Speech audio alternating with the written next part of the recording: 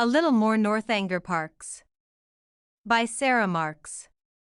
21st Century Austen 4.5. A short story collection and companion to Love from Northanger Parks, Katie. Introduction. I did so much research to write Northanger Parks. When building a world, you need to think of small elements that enhance that world. Northanger Parks is so heavily inspired by Disney's theme parks that I wanted to know what Disney did for specific situations. It would help me understand what I need to duplicate and what I needed to change. I decided to write Northanger Parks after my first trip to Disneyland in California in 2017. It had been over 20 years since I had been to any Disney park. There still are, in my mind, memories of the Florida parks that are a mix of my visits at different ages. For example, I remember how, when I was 5, we stayed in these treehouse-style suites that seem to still exist but aren't the most popular lodging options. At 17, when I went as part of my youth group at Christmas time, once the best time to go for low crowds, it was so cold, and I was so unprepared for the weather that I got the flu. It ruined all my New Year plans for my senior year of high school. I ended up at home while all my friends went to a party. I had loved Disney as a kid, but it was never a priority as an adult, and I thought I grew out of that love. I had other places in the world to see. Then I went to Disneyland, and that changed. I was there, among other things, to research something for my first fantasy book. I left California with an idea for an anti-romance story. The original story was going to be about Katie falling in love with an executive for the park and would play off the idea that little girls are trained to look for their Prince Charming. Katie was going to be an over-the-top romantic who thought every man was her Prince Charming. It was going to be a story about how there are different versions of ourselves in different situations. It wasn't going to be a modernization of Northanger Parks because I still wasn't ready to embrace that yet. The more I thought about it, the more I knew this wasn't the right story for Katie or the theme park forming in my mind. It wasn't going to have a happily ever after for Katie. I couldn't make the story work. There was no plot.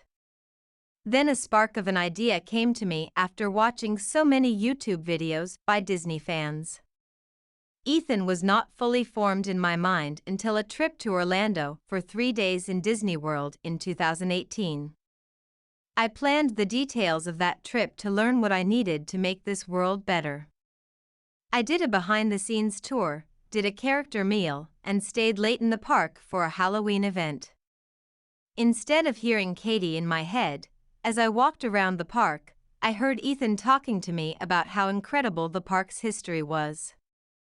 I was, like him, amazed at what I learned and wanted to share it. The stories in this collection, as they always do, connect Northanger Parks to the rest of the universe. A keen eye will spot characters from Modern Persuasion, Phi Alpha Pi, and Woodhouse Hall show up, connecting Katie and Ethan to the other couples in this world. There are 3 stories in this collection that are different than the others, and they are at the end. In Northanger Parks, Ethan shares a theory he has about the haunted Abbey ride. This will be readers' first look at a deeper world full of magic and gods. That book is coming in the future, but we meet more Picard and Northanger family members to share the true story of the story used for the ride. As Molly Picard says, it's not a romance story. The next story, The Prince Without a Throne, is a switch toward my hotter, sexier stories. Originally published in Wickedly Ever After, this story is the adult version of Northanger Parks fairy tales. Disney may not have adult version of fairy tales, but Northanger Parks does. It is the last story that does more than flirt with darkness. It is, for some, a horror story. I hesitated about including it, but it doesn't seem to fit anywhere else in my writing. It requires knowing the world of Northanger Parks. If you don't want to enter into the darker bubble of Northanger Parks, you should skip it. If you're like me and enjoy a little horror in your world, then please take a chance. I hope you enjoy reading this as much as I enjoyed writing them. Sarah. Unraveling Carrie Woodhouse. 21st Century Austen 5. By Sarah Marks. In collaboration with Patreon supporters. Rona Goffstein, Sandy Rigg, Maureen Carney, Laura Haggarty, Christy Grousman, and Tomasz Sachecki. Copyright 2022 by Sarah Marks. Dedication. To Pat and Christy, the Dirty Dancing Alpacas, the two people I can count on for a fun yarn adventure. Cast on. How every knitting project begins. There are different techniques for how to get your stitches on the needles. Don't listen if someone tells you that you're doing it wrong. You do it the way you know, and the pattern tells you how many stitches you need. Can everyone please stop talking for a moment? Nicole said to the crowd, clapping her hands like a preschool teacher. She had been trying to get people to quiet down for about a minute, but she was soft-spoken, and people continued to talk over her. This time Nicole was able to grab their attention, and people turned to look at her. Those who continued talking lowered their voices while wearing sheepish smiles. It was a chilly Sunday night, and Nicole's small bookstore was filled with people chatting, drinking wine, and browsing books on her shelves. I stood in the back of the room holding a small plastic glass of white wine. Zach, my best friend, sat on the arm of a leather armchair next to me. He looked over at me and chuckled. Having watched for a week as Nicole and I got ready for this night, he knew what was coming. Tonight is the grand reopening of Lackack, Massachusetts's oldest bookstore, Lackack Books, Nicole said in a low voice when the room was quiet. She paused for a moment while everyone applauded. Feeling more confident, she raised her voice. Thank you, everyone, for coming out tonight. When I decided to buy this bookstore, I was worried about the investment. I'm happy to see so many of you here tonight and during our soft launch in the past few weeks. Every community should have a thriving bookstore, and you can do that by making sure you buy all your books from us. As Nicole paused to take a breath, she noticed more people had shown up than anticipated. I knew she was worried about staying open, but I hoped they would sign up for events and programs. I don't think we would have made it tonight if it wasn't for Carrie Woodhouse, Nicole said, a light pink blush spreading over her cheeks as she looked at her notes. She has been my rock and unexpected mentor through this process. Most of us know that the Woodhouse family has been part of this community since the town was founded in 1730.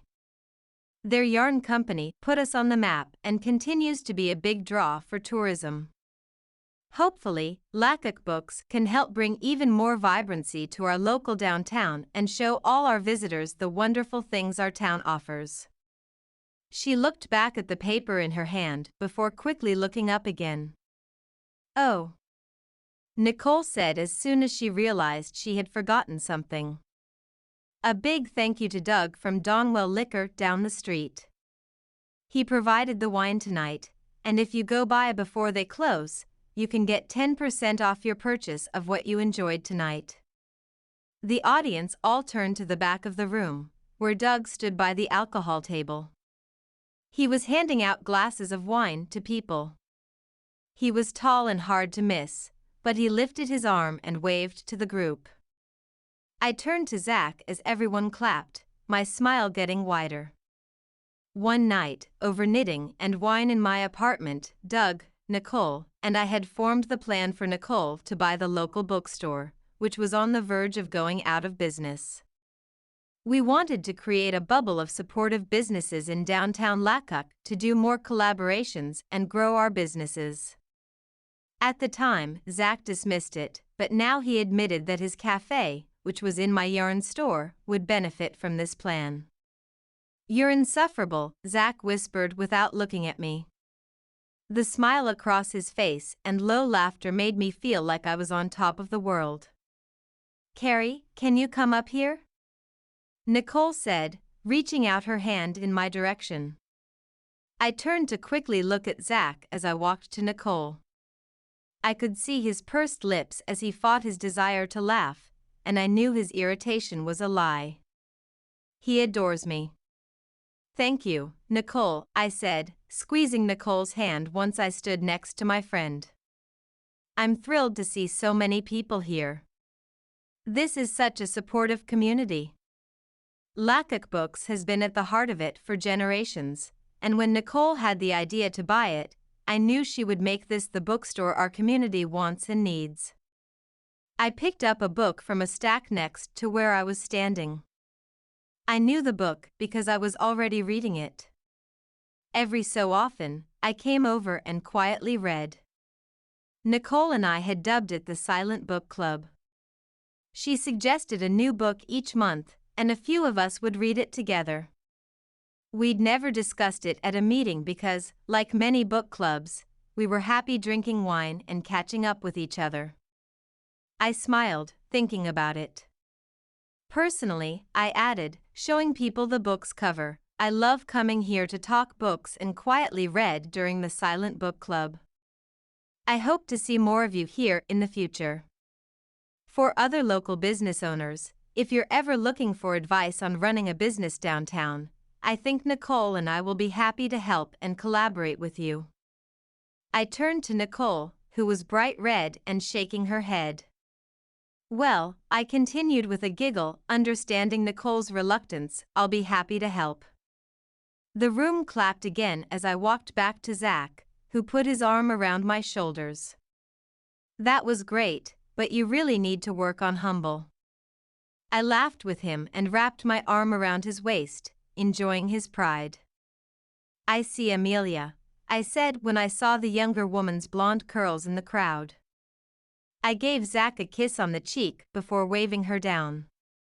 Amelia had graduated from Lackack State University in May and now worked with the Woodhouse Family Foundation, which my family established a few generations ago. Since then, many assistants have come and gone their way.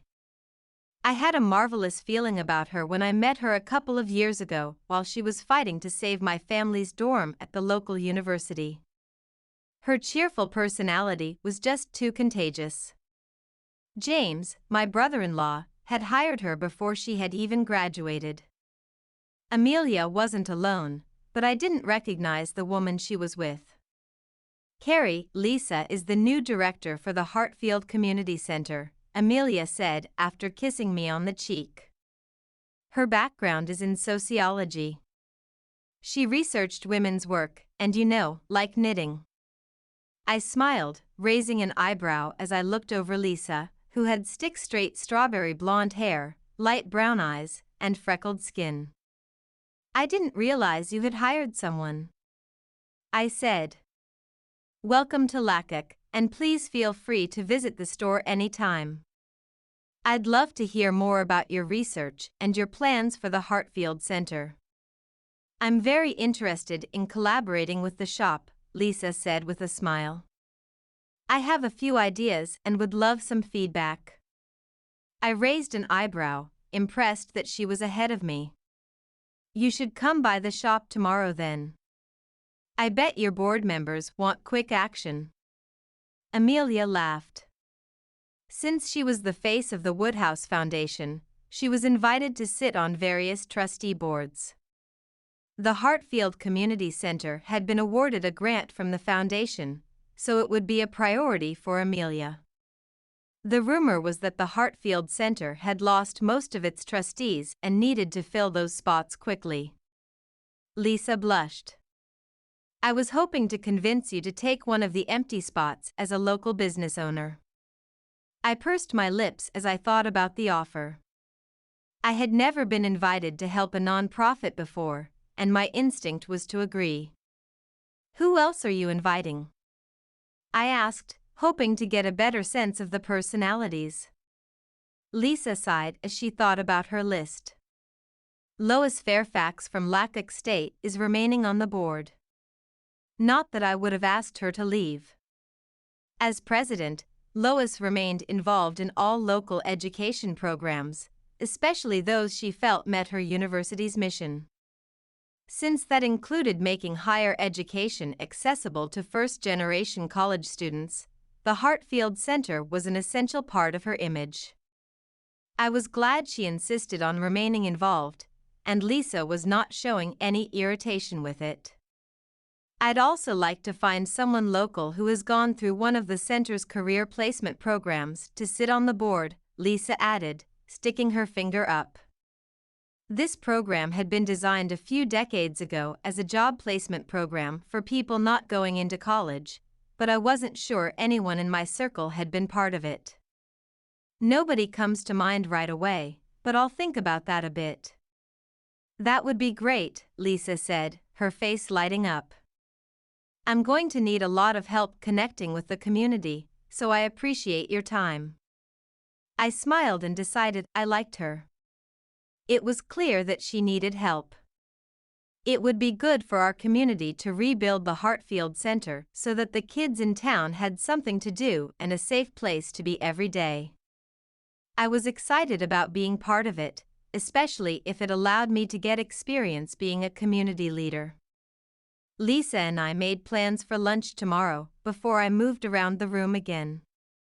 I eventually found Nicole standing with Bart, the CEO of our local Chamber of Commerce, and some local politicians. "Carrie," Bart said, drawing me in when he noticed me walking by. This was a great event. I joined the group only because I noticed that Nicole was surrounded by old white men. She needed an ally and maybe an escape. All I did was give Nicole advice, I said, nudging my friend gently with my elbow. She did all the work to get her store ready. I don't know, Bart said, winking at me. You seem to have been at the center of this whole thing. I wanted to roll my eyes. Bart was fine to work with, but he was the type of man who thought he needed to flirt with every woman he met. It reeked of insincerity, and I was always hesitant to interact with him personally. There was something about him that put me off. His position in the Chamber of Commerce made a lot of local collaborations possible, making him an excellent professional ally. It dawned on me that he would be a great person to put on the community center's board. His connections to local politicians and other insiders could make or break a project. I made a mental note to talk to Lisa about including him. I knew there could be tension between him and Lois Fairfax, given her position at the university, and I suspected that would be something that Lisa could use to her advantage if played right. You're coordinating all those yarn coverings, right, Carrie? Lawrence, the mayor asked. Lawrence was an older, paunchy, balding man who had grown up with my father. I had known him all my life, but lately, he tried to get local businesses to endorse him for an upcoming election. There were rumors about a battle for the future of the city. We were in the middle of an economic development initiative. Both Lackack State and Woodhouse Yarns, my family's yarn company, were the biggest employers in the city, but we needed more. Lawrence and Bart were promoting local artists in hopes of becoming an art community. The other side, led by the economic redevelopment director, wanted a spa town to attract tourists.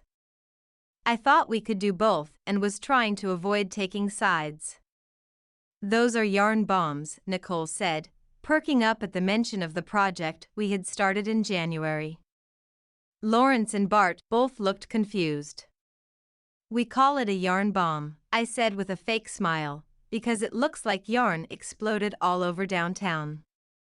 The men all laughed at the idea of yarn exploding because it didn't look like that at all. Since this was our group's first experience with yarn bombing, we had been very conservative. Lawrence knew all about it, but I knew his original question had been a hint to tell the other men more. He was very good at letting others explain their projects. Both Nicole and I had been organizing the project so either of us could speak about it. We spent the month knitting the strips of yarn, and then, Nicole said, taking the reins on a well-rehearsed speech early on the first day of the month, before everyone is awake, we quickly sew them on to the light poles in downtown. By the time everyone is downtown, getting breakfast or going to work, we've changed all the poles to their new color for the month. I looked at my friend, pleased with her explanation. The men talking with us all nodded slowly, still unclear about what we were doing. "What do you do with the strips once the month is over?" one of the men asked. "We're sewing them into large blankets that we'll auction off in December at our annual foundation fundraiser," I said as if it was apparent. I looked at Bart, and he raised his eyebrows. "What are you doing for your charity knitting next year?" he asked, narrowing his eyes. I took a breath. I knew from experience that Bart might try to take over any project if I let him. He had done it many times when collaborating with other businesses. "We haven't decided yet," I said, meeting his eyes and dropping my smile. "We are simply trying to get through this year's project." Bart gave me a curt nod. "We'll talk about it later." I excused myself, resisting the urge to grind my teeth and roll my eyes at Bart. "That was fun," Zach said as we left the bookstore together a few hours later. He brushed his dark blonde hair off his face, took my hand, and swung it between us. I smiled, the adrenaline still surging through my body. "I'm so happy for Nicole," I added as we walked home. My family owned the entire building that housed our yarn shop, the stash, and Zach's cafe. Above it was apartments that we customarily rented. I was living in one, and the other 3 were vacant. I liked living above the shop. It made it easy to engage in the work I loved. It also made it harder to set boundaries, but I was happy with the setup. I wanted to use the other spaces better. I had already started talking to them about possible ideas, and this fall, we needed to make some decisions. "Do you want company tonight?" Zach asked, pulling me closer to him as we walked. I sighed as he wrapped his arm around my waist, and I put my head on his shoulder as we walked. I always felt comfortable in his arms. No matter how long I knew Zach, I was always surprised at my attraction to him. His heart-shaped face was usually covered in light stubble, and his blue eyes were framed by heavy dirty blonde eyebrows.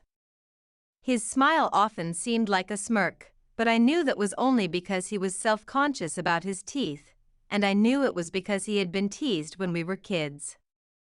Even after getting braces, he was reluctant to show more. We had a very comfortable friends with benefits arrangement that began a few years ago when we built the cafe. He had come over one night to let me taste the cafe's menu before it opened. I looked at him and realized in one moment that I wanted to know what it was like to kiss him. It had felt like it was what we were always supposed to do, but neither of us wanted a commitment. "That would be nice," I said and pulled him to my side before wrapping my arm around his waist. "You can spend the night if you want." Zach put his arm around my shoulder and kissed the top of my head. "That would be nice too."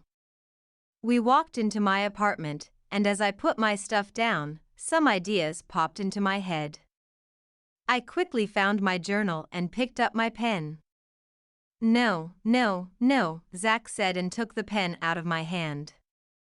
"You can come back to that. If the ideas are any good, they'll still be there later."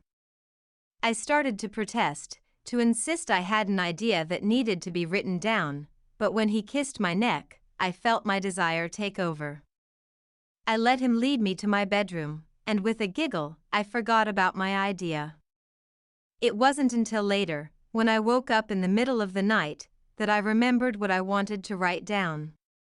I brought my journal into the spare bedroom that I used as an office. I started writing and lost track of time.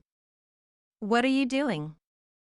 Zach asked me, taking the pen out of my hand.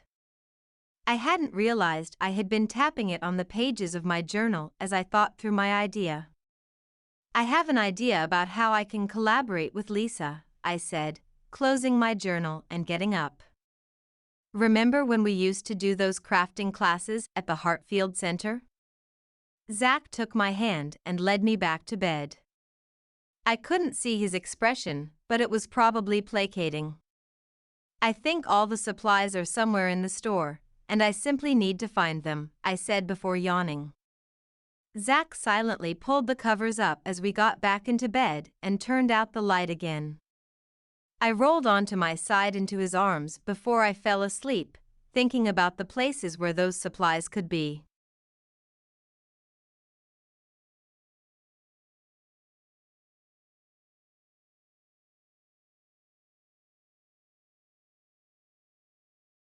Dinner at Beacon and Charles. "Have you ever done this before?" Hannah asked as our ride drove us to meet our shuttle bus. I was sitting next to Hannah in the back of the car and shook my head. In the year since we had started working here in Tampa, I had heard rumors about this new, expensive, and exclusive dining experience they were developing in the Northanger Universe Park. Yesterday, Diana Northanger had asked us to put together a party of 12 friends to do a test run of this unique dining experience. I said yes, and it took me 2 hours to find enough people. This week, they've invited executives to participate, but Diana can't attend, so we got lucky. I added.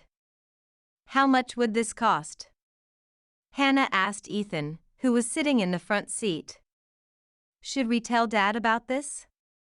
Ethan shook his head as the driver pulled up to the shuttle bus taking our group into the park. "Not yet," he said. I spotted my brother Daniel and our friend Melissa as we walked to the shuttle. They were talking to a woman I didn't recognize. We had invited our closest friends and family first, but filled the other half of the group with some colleagues we liked. The project managers weren't invited to this new restaurant's free trial, so those I had included were ecstatic. I could see some of them standing outside laughing as they talked, and some were even bouncing in their excitement. "You're the last to arrive," Melissa said. "We need to get in our seats." I wasn't the last person on the shuttle. The only person behind me was the woman I didn't know. I picked up the black sequined kitty ears as I sat in the front seat next to Ethan. I looked around, and all the women were wearing the same pair. The men had been given ties with kitty heads printed on them. Ethan was busy replacing his tie with the new one. "Are we all ready?" a woman said as she stepped on the shuttle and nodded at the driver. "While we drive to the special entrance to the park, I'm going to explain what to expect." We all started clapping as the shuttle doors closed and the driver pulled away. There was so much excited energy in the shuttle, and everyone was focused on this woman. "I'm Denise, and I'll be one of your hosts this evening," she said when the applause died down. "We'll be eating a menu designed by Chef Jack Dreyfus. His menu will be available all year, and then another celebrity chef will design a new menu each year." I could hear mutterings of the other people on the shuttle. "He's from Boston, right?" Ethan asked me. I nodded and recalled my parents taking us to his restaurant for special events. Daniel would probably remember him too. "Here's how tonight is going to progress," Denise said once the murmurs died down. "We'll enter through our own private entrance to avoid getting separated in the crowds. We will be entering the Beacon and Charles residence where your evening will take place." Ethan's eyes got wide as he processed this information. The building, which stood at the center of the park, faced the medieval castle where all paths led. That's the brownstone, Ethan said. The one with the purple windows, Hannah said behind us. The Northanger family still owned an old brownstone townhouse next to the Boston Common. The houses there are famous for being owned by the wealthiest and oldest families in the Commonwealth, the Boston Brahmins. Some of our nation's earliest leaders were members of these families, including the Northangers. The purple windows were also a famous element of these houses, which were built in the mid-1800s. The glass, imported from Europe, was perfect when it arrived and installed in the windows. As the windows turned purple, people realized there had been an excess of manganese oxide in the glass. I knew all of this because Ethan and I had toured downtown Boston during a trip to visit my family. His version of the tour was far more interesting than the official guide's script. These were specifically created with excess manganese oxide to have the same effect over time, Ethan said, teaching me something new again. Yes, Denise said. I knew, as soon as I was told you'd be with us tonight, that you could fill in these fun details, Ethan. I was always surprised when tour guides were excited about Ethan being on tours. I always feared they would resent his aside comments about the company and family history. I now believe his childlike excitement for things was infectious. I positively adored this part of his personality.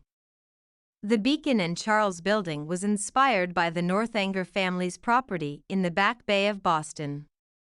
The interior decor has been updated in the last few years to reflect what it looked like in the 1940s when the family still lived there full-time, Denise said, looking around the shuttle and making eye contact with different people. I had seen pictures of the space by chance. I had been hired after the project had begun, but Ethan had been sent items for the museum and had shown me pictures of both the original and the park's counterpart. I often wondered what the interior looked like now. You will have a chance to look around the rooms, don't worry, Denise said with a laugh. The cocktail hour will take place there with an open bar and some small bites to eat.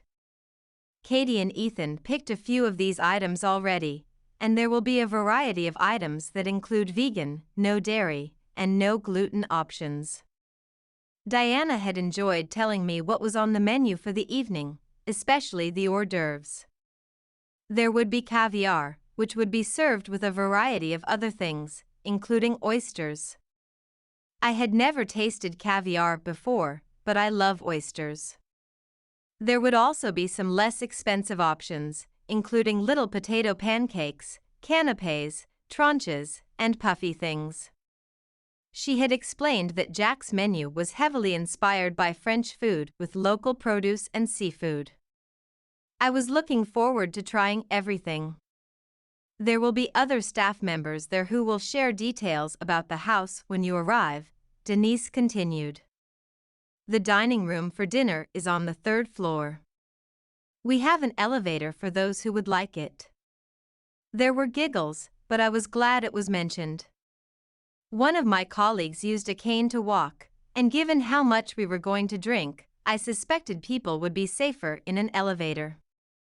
The dinner is 5 courses, and you will have some options based on dietary needs, Denise said. We have wine pairings for each item you pick, and it will be listed.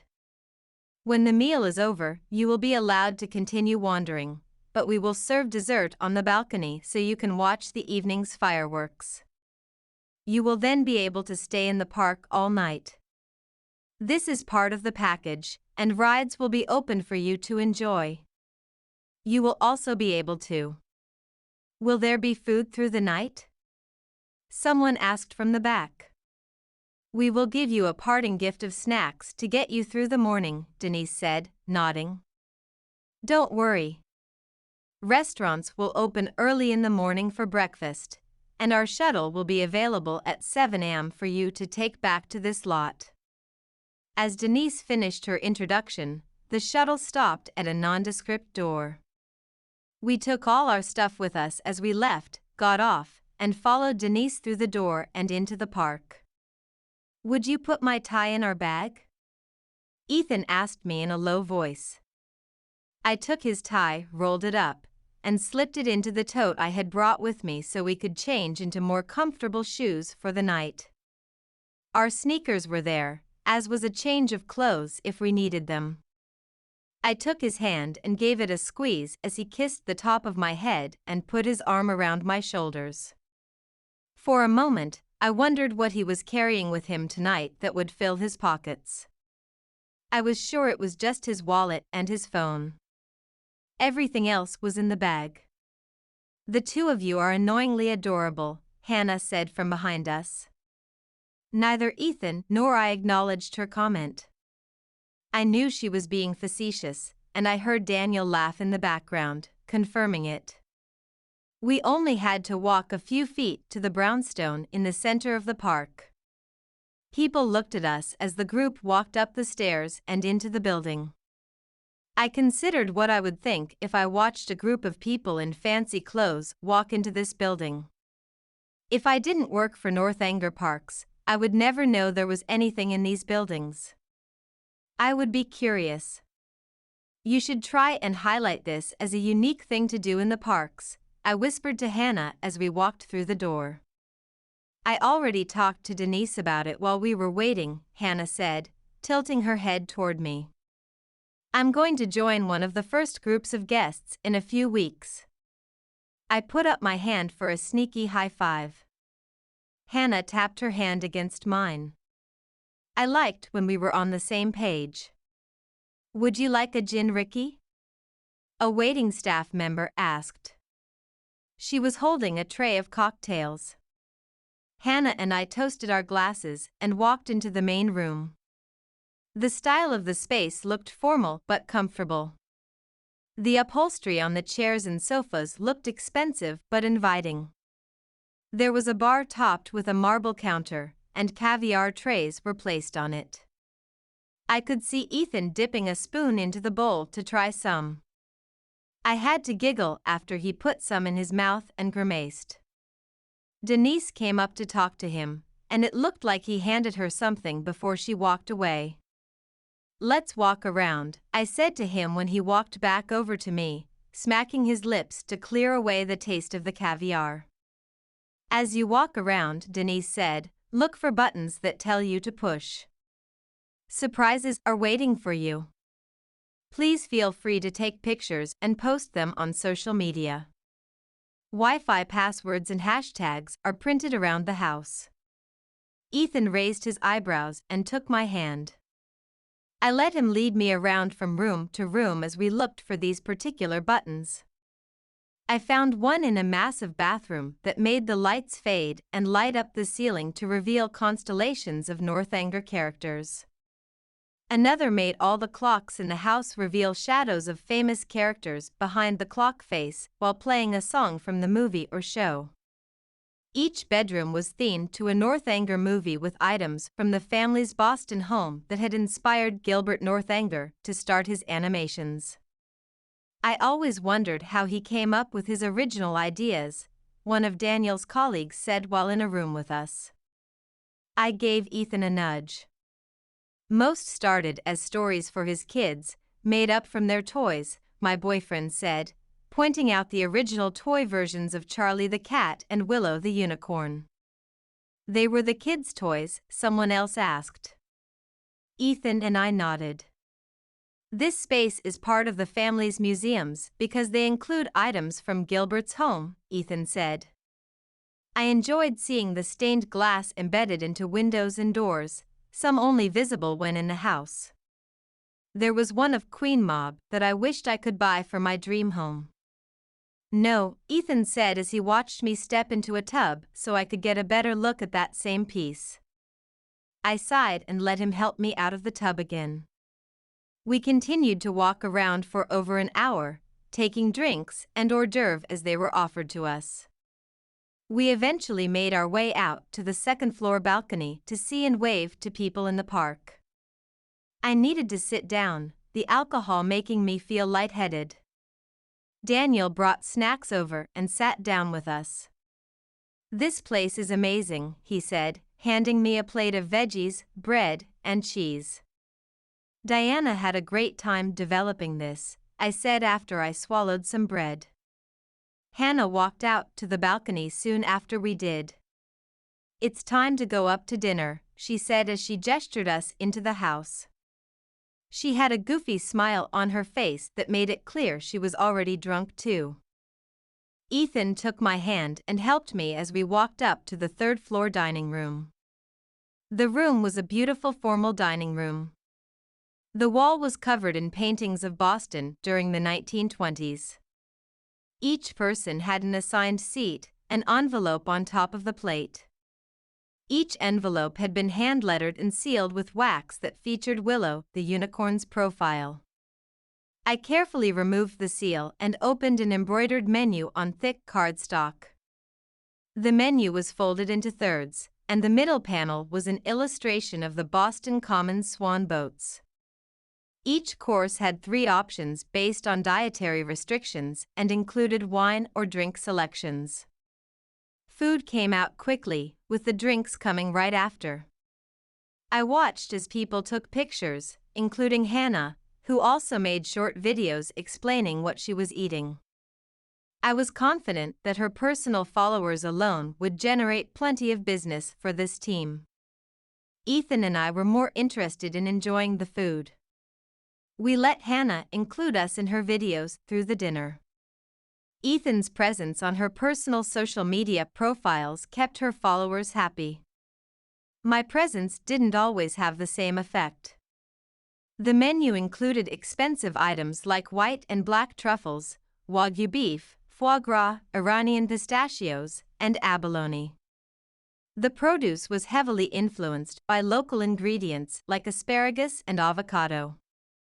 Pickles, locally made, were included, and I kept snacking on them between courses. I was overwhelmed by the choices, wanting to taste it all and going as far as picking off Ethan, Daniel, and Hannah's plates. If Dora and Melissa had been sitting closer to me, I probably would have done the same to them. "I can't wait for dessert," Dora said a little louder than necessary, but we all agreed. "We'll get to dessert after the fireworks show," Denise said as the staff cleared the table. "Since you are one of our test groups, you have a chance to meet our guest chef, Jack Dreyfus." I recognized Jack Dreyfus as soon as he walked out. He shook hands as he walked around the room, everyone in the group praising his meal. "I've eaten at your restaurant in Boston many times," I said when he got around to me. This meal felt familiar and unique at the same time. "Thank you," Jack said. "I hope you get a chance to come back to Boston to eat again." "I think that's pretty likely," Daniel said with a laugh. Before we got up from the table, he brought out the rest of the kitchen staff, and we applauded their work before getting up and going down to the second-floor balcony. In the few hours of our meal, the sun had set, and it was dark. We could see people in their spots for the fireworks. I couldn't help but think of the first time I had been in this park with Ethan and on that disastrous night when I first kissed him. We had more than made up for it over the last year, but the memory always came to me when we were in the park. A moment of anxiety would still pass through me. Ethan came up next to me and pulled me close to him. I lifted my face and gave him a smile, allowing him to kiss me. He knew what I was thinking about, and he knew how to make that anxiety fade. I let him lead me to a seat at a table for 2.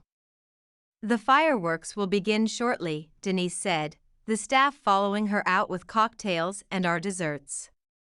"We will give you a treat by having part of our dessert on the balcony while enjoying the fireworks. Then we'll go back inside for a little something special before we release you to enjoy the park for the evening." Everyone clapped again. Melissa and Dora joined our table for 4, and we toasted to one of the most exciting nights we'd ever had in our lives. I loved some of the perks of working for Northanger Parks. We looked over the dessert tray and found various fresh macarons, chocolates, truffles, and fruit on a tiered tray. This was followed by individual hot fudge sundaes topped with edible gold and other expensive things I couldn't identify. I was pretty sure there was caviar on it, and I was sure the ice cream was made with an expensive vanilla bean. As we ate, the fireworks show began, and coffee was served. Ethan and I held hands as we watched the show. I was happily drunk and full. "We should ride microverse all night," Ethan said, clearly drunk as well. I could hear everyone around us groan at the idea. There was something creepy about that ride during the day. There was no way I would ride it all night, those dolls dancing and singing in a nearly empty ride. "Lightning coaster," Dora called out, and people in our group groaned. "No," Melissa said for us all, shaking her head. "I don't want to be sick given how much is in my stomach." Dora pouted for a moment. "Don't worry," I said, "we'll be able to get on it after a few hours." That made Dora perk up again. "Thank you for watching our show," the announcer said when the fireworks were over. "Please exit the park and enjoy the rest of your night." We all sat a bit longer, many of us needing a moment to get up and feel steady on our feet. We watched as the park guests reluctantly departed. Everyone in our group took the elevator up one floor. We had been drinking so much that I was afraid people might fall down the stairs and hurt themselves. Since it only held a few people, Ethan and I arrived last. Denise handed us each one last glass of champagne. I walked back to my seat and found a bag with my name on it. Inside was a lovely pin that all guests would get, snacks to eat through the night, a voucher for breakfast, and a Beacon and Charles wristband. "These bands are yours to use tonight," Denise told us. "They are synced with your accounts already, so feel free to use them the next time you come back for a pleasure trip." I put down my glass and put my wristband on. "There's just one last thing we want to do tonight," Denise said, and a smile spread across her face as she turned to Ethan. I turned to my boyfriend and watched him blush. "This is the most impulsive decision I've ever made," he said to me, and I could see tiny beads of sweat. Nothing about Ethan was impulsive. That was me. It's why we met, why we fell in love, and why we were here tonight. There was only one decision I could ever imagine Ethan making. I felt tears fill my eyes because I knew what he would do before he got down on one knee and took the jewelry box out of his pocket. He took a deep breath before opening the box to reveal a beautiful Art Deco-style ring in the shape of a flower with white and blue diamonds. I wanted to just yell, "Yes." I knew what he was going to ask, and I knew this was what I wanted, but I also needed to let him ask me. "Katie Merton," Ethan said, a waver in his voice. "Will you marry me?" I thought I would yell, but I was so overwhelmed with emotion that my yes came out in a whisper. Tears spilled down my cheeks as he slipped the ring on my finger, and people applauded. Once he was on his feet again, it took him a moment before he kissed me and lifted me up. I expected him to swing me around, but that felt a little too cliché, and we might break something. Instead, we all toasted, and people wanted to see the ring. As we made our way back down the elevator, the evening over, I let him hold me in his arms. We walked outside, the park empty except for our friends and the few other people who had bought these special, all-night tickets, and moved over to the medieval castle at the center of the park. When we got there, I jumped into Ethan's arms, wrapped my arms around his neck, and kissed him. "This was the best dinner ever," I said when he put me down. "I think we can top it," Melissa said. Ethan and I turned to her, curious about how it could get better. "My new project is a redesign of the Northanger wedding events," Melissa said. Hannah jumped up and down a few times. "Yes. This will be a dream wedding." I laughed, but I didn't care. tonight would still hold the top spot for the best dinner ever. 150 pounds lifted. I'm sorry, Bella, I can't work with you anymore. I felt the heat rise over my face. I kept my mouth shut, taking deep breaths through my nose. I was sure I looked angry, but I was embarrassed, again. It's Lucas, isn't it? I asked, trying to keep my emotions in check and prevent tears from spilling from my eyes. Karen nodded. Did he suggest something illegal or something predatory? I asked, shutting my eyes as if afraid to see her reaction. Karen was sitting behind her mahogany desk, a piece she had inherited from her best friend and mentor. Both, she said, showing no emotion. I counted to 10 in my head, blinking rapidly, still trying to hold back tears. Karen slowly pushed a box of tissues towards me, stretching to make sure I could easily take it. I'm sorry he did that, I said, hoping I could mirror the flatness of her expression, but sure the tears would spill down my cheeks soon. Karen nodded. Am I being fired? I asked as the thought popped into my head. Karen sighed and stood up. No, that's not something I have the authority to do. She walked around the desk, walked to the door, and opened it. This conversation was over.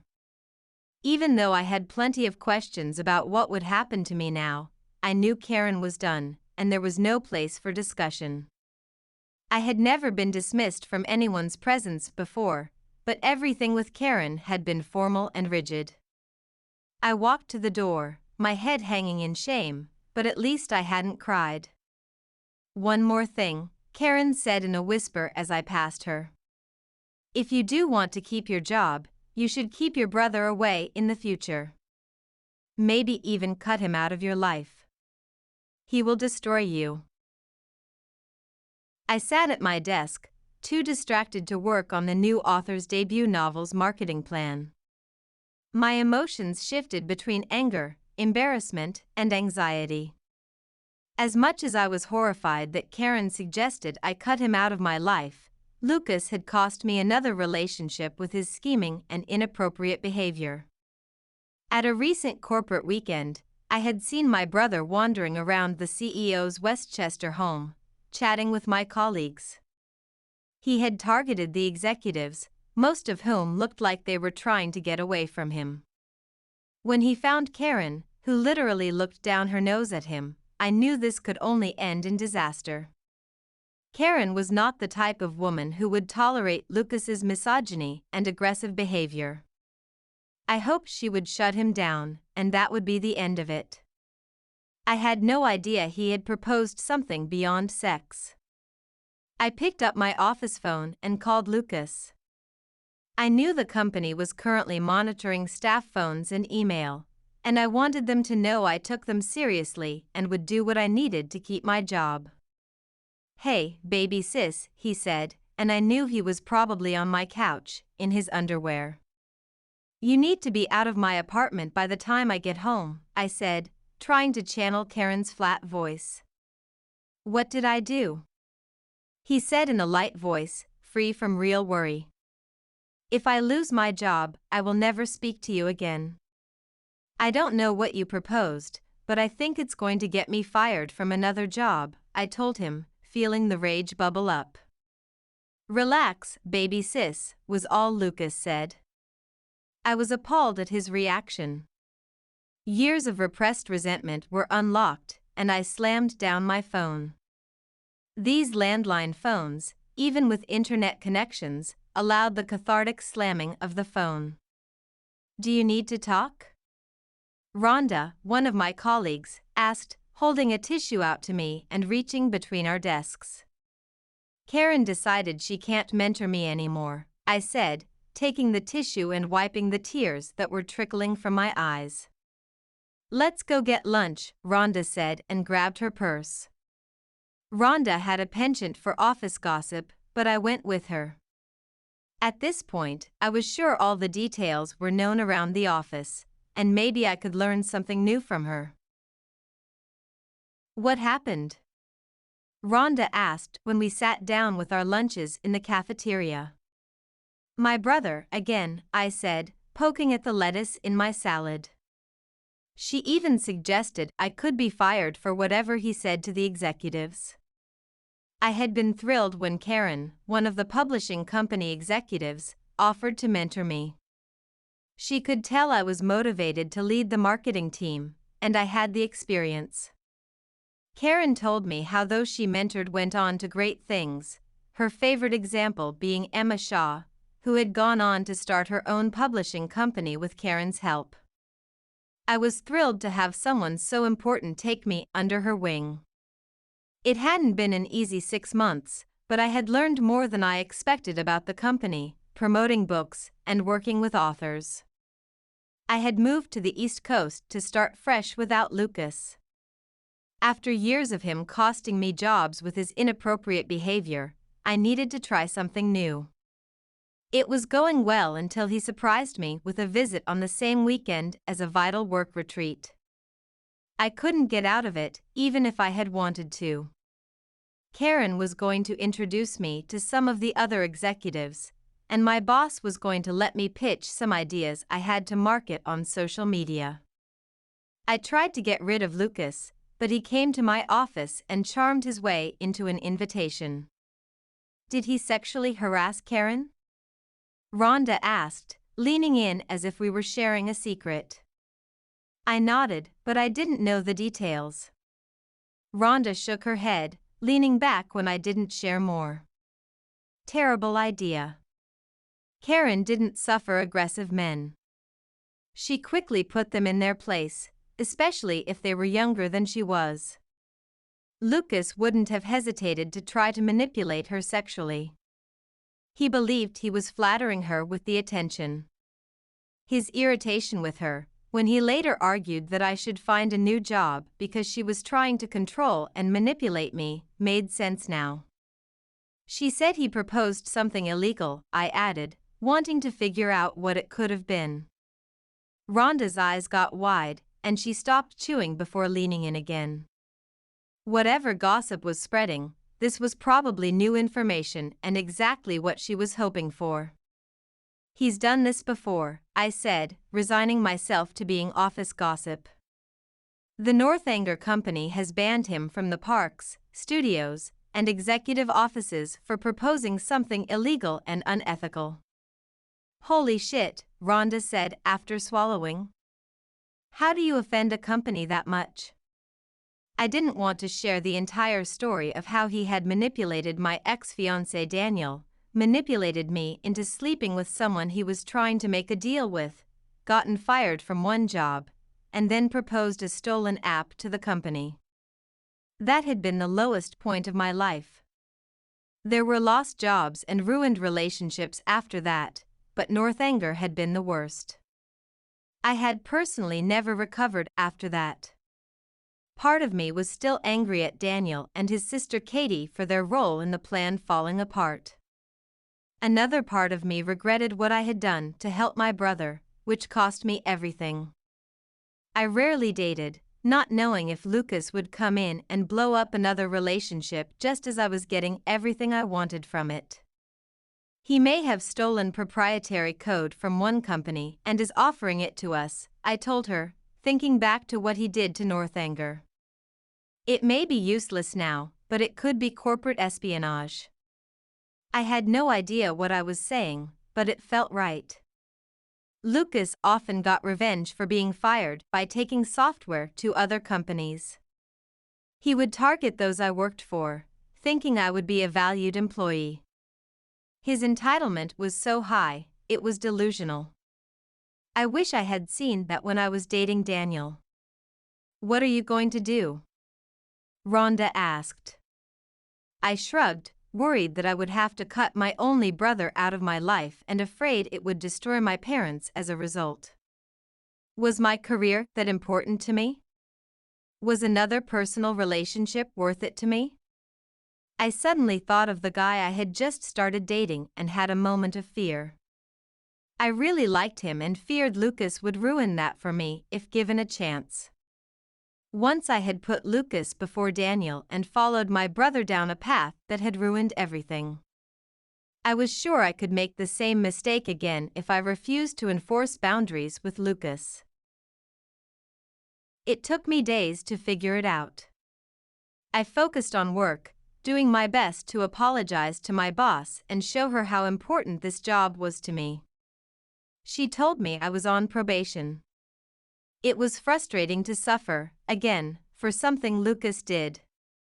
The more I fumed about my brother's actions and how I took the hit for him, I kept coming back to Daniel and the marriage I would have if not for Lucas. Maybe Daniel and I would have struggled, the way Katie suggested back then, but I had changed since then. If it hadn't been for Lucas and Carter Thornton, I wouldn't be this much of a mess. I was sure of that. I understood, finally, that I would never have the life I wanted if Lucas was part of it. I told him the truth over a video call. "You can't be part of my life anymore," I said while he rambled about some woman he had seduced and ghosted. "You're crazy," Lucas said, waving his hand and rolling his eyes. He had told me this many times in my life. "You're a predator who has cost me nearly everything," I said, sticking to my plan. "You're my sister. You can't cut me out of your life," he said, slowing his voice and enunciating the words. "I've been fired from 3, almost 4 jobs. I can't go to Northanger Parks ever again. I ruined a relationship with a man who wanted to marry me. You don't always suffer for your schemes, but I always do. These people don't really want you. They don't know you like I do," Lucas said, his voice still flat. Carter Thornton kept creeping in when I thought about Daniel. "You whored me out to a man in hopes that he would go into business with you," I said, snarling to the camera. He was silent for a moment. My word choice had hit the mark. "You slept with Carter because you wanted to. I didn't make you do anything," he said with a sneer. I knew the undertone. My brother had just called me a slut. It didn't upset me as much as it should. He had always felt this way about me. I wasn't going to just take it this time. "You knew I would do anything for you. You whispered in my ear all night at that club. You bought me drinks." "I could argue worse," I said, matching his tone and pace. We sat there, looking directly at our screens, so it didn't look like we were making direct eye contact. It was a battle of wills, and I was ready to win. "I've changed my phone numbers and email addresses. Mom and Dad know not to share them with you. I don't want to speak to you again," I told him before ending the call without a goodbye. I blocked him before shutting down my computer and moving on with my life. It felt like 150 pounds had been lifted off my shoulders. Career day. It's weird, staring at a screen, talking to young women who were technically my sorority sisters about career options while being in my home office. I had been using this space, with Ethan, for 6 months already. Kaylee, a senior and Phi Alpha Pi sorority member at Lackawanna State, my alma mater, had approached me in the winter to do this, but the pandemic had canceled everything.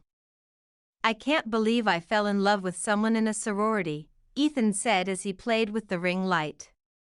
He and Hannah were having fun, making sure this looked somewhat professional. "I don't know how you missed it," I said, touching up my makeup. "My sorority stuff is mixed in with my Northanger stuff." We'd learned a lot about each other, stuck in the apartment for the past 2 months, and only spending time with Hannah while we socially distanced from everyone else. It wasn't that Ethan was upset about my having been in a sorority. It was another example of how different we were beyond our love for Northanger Parks. I had teased him by buying him a sorority-branded keychain that he had hidden in his desk. It's not like it's foreign to you, Hannah added. I was in a sorority, just a different one. I smirked at Ethan, who chuckled like he always did. It's different in New England than in the South, I said. We don't have houses where we all live and host big parties. Right, you have a cute office and volunteer around your community, Ethan said, parroting the things I had told him in the past. There were, 10 members when I was an undergraduate, I said. It's not that popular. I used it to make friends.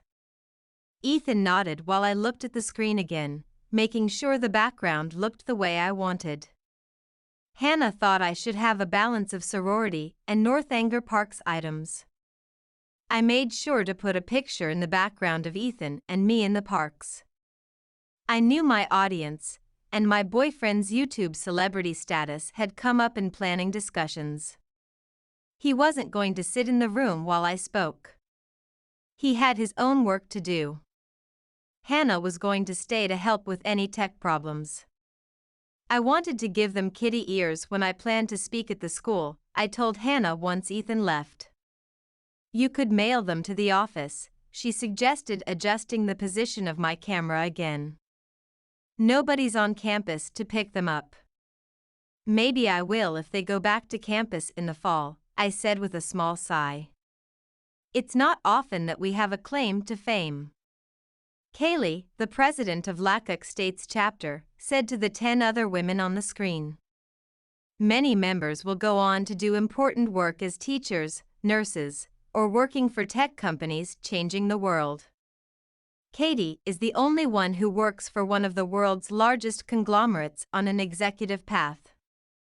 I blushed as Kaylee continued introducing me, explaining my educational background and the bio I had provided. It did mention that a chance meeting with Diana Northanger got me a boost with the company. I had left out the entire story that might glorify some of my impulsive decisions that were problematic. Thank you, Kaylee, I said when she was done. I could see the other women clapping even though they were on mute. I only had a few minutes of planned material, knowing they'd want to ask questions. I talked about my degree. Both my bachelor's and master's degrees came from Lackawanna State. I spoke about the work I did and how it changes with each project I complete. How did you get the job? Did you just apply? One of the women asked as soon as I was done. She had raised her hand and unmuted herself before I had completed the last word I spoke. That's a great question, I said, giving myself a few seconds to think. Because of my final project for my master's degree, I was able to meet someone doing the work I wanted to do for the park. News about the project spread to her boss and up the chain of command. Many project managers saw my final project when I was done, and it impressed them. How did you meet this person? Another woman asked. I smiled and chuckled. This story wasn't a secret, but I didn't want to encourage these women to do something similar. I said yes to an opportunity, but I think most of you know that story already. If you don't, then ask your sisters to show you the YouTube videos. Many giggled, and I saw a flurry of YouTube links show up in the chat box. Would you suggest doing the Northanger College program? A third woman asked, timidly raising her hand. I thought about this and tried to answer fairly. I don't work with this program since we're looking for people who meet specific criteria, but it's a good way to get into the company if you want to work in the parks. Do you know what you want to do in the parks already? The woman shook her head. Anything really. I just want to work for Northanger Parks. I smiled, having heard this from so many people. The people who do the best are those who can narrow down their options and seek the experience that helps them get where they want. The women nodded, and I could see a few taking notes. A good example is those in culinary programs, I said, intrigued at how many were interested in this topic. They get moved around to different restaurants over the semester or summer. They get to work in at least 3 different ones before the session is over. People who are getting degrees in hospitality get a lot of experience working in hotels and managing conventions or events. I heard a rumor that the living arrangements are difficult, another woman asked without raising her hand. I nodded, having heard the stories firsthand. Think of when you first lived on your own with roommates, like your first few months in the dorm, I said, and watched many of them look off as if remembering. Now, add in being far from home and the important relationships, bonus points for those in a different country where they may struggle with the language. People get depressed really quickly. It can be a problem when you're sharing a room or living spaces. I took a deep breath and exhaled, hoping they understood that the college program wasn't always pleasant but worth the experience. If you want to do this, I highly encourage you, but think about what you want to do in the parks. Many of the women nodded. There were a few other questions about upcoming changes to the park, how my sorority experiences helped me, and what it was like working on projects. I loved sharing my stories, especially about what Phi Alpha Pi was like a few years ago when I had been an active member. Thank you so much for talking with us, Kaylee said after everyone had left the meeting. You were the most popular of our speakers. Some alumni wanted to attend. I laughed, wondering if any had been from the 4 years I was an active member. It's my pleasure. I just wish I could have come to the office for it. We had been planning a trip back north just before the pandemic started. I suspect they'll want you to come every year. They hoped Ethan would be on camera with you. I couldn't convince them otherwise. I laughed, thinking that they may have met him if we had done this in person. Maybe next year, if you're back on campus, we'll come up and they can meet him. Plus, I'll bring some Northanger freebies. Once I was off the computer, I went to my stash of Northanger kitty ears and picked a pair of unique, staff-only ears and packed them up for Kaylee. Since she was a senior, even if I did get to campus in the fall, she would be gone. She had done so much work setting this up, mid-pandemic, that I didn't want her to miss out. Ethan found some other little pins and items in his desk that I let him add to the box. I left for the post office, the box next to me and mask ready to go, feeling like I might just see one of these women in a staff lounge someday. A Northanger Dream Wedding. Are you ready, Katie? Hannah asked. Hannah, Ethan, and I were sitting in the bridal suite at our hotel. There were less than 24 hours until the wedding. Hannah had convinced Ethan and me to have a Northanger wedding in California so she could film it. The California parks needed help promoting their wedding services, which were far less popular than Florida's services. They turned to Hannah for social media promotion and videos to put up online.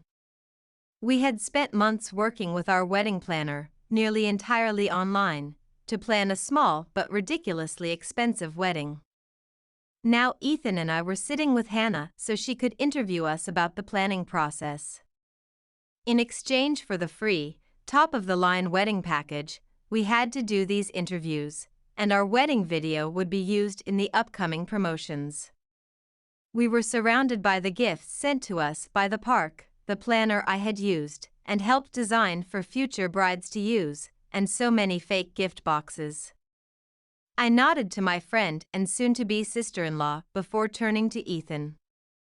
Ethan, are you ready? Hannah said, a grin spreading over her face like she would have to ask Ethan this question. Ethan was far more comfortable on camera than most people, but he had struggled with the access we had given Hannah's team. The consolation had been that we weren't the only couple participating. Even Melissa and Dora, who were already married by the time they were ready to make videos, had their own extravagant second wedding here in California. Ethan and I had attended the other 2 weddings to make sure there were enough guests. I had been delighted with the Jewish wedding with the chuppah and breaking glass during the reception. The chuppah had been designed to match the wedding theme. They were the only couple from Los Angeles. Are we the WASP couple? Ethan asked, poking at Hannah's sore spot. Sure, Hannah said, rolling her eyes. But we're calling you the secular ceremony. The other couples were invited, right?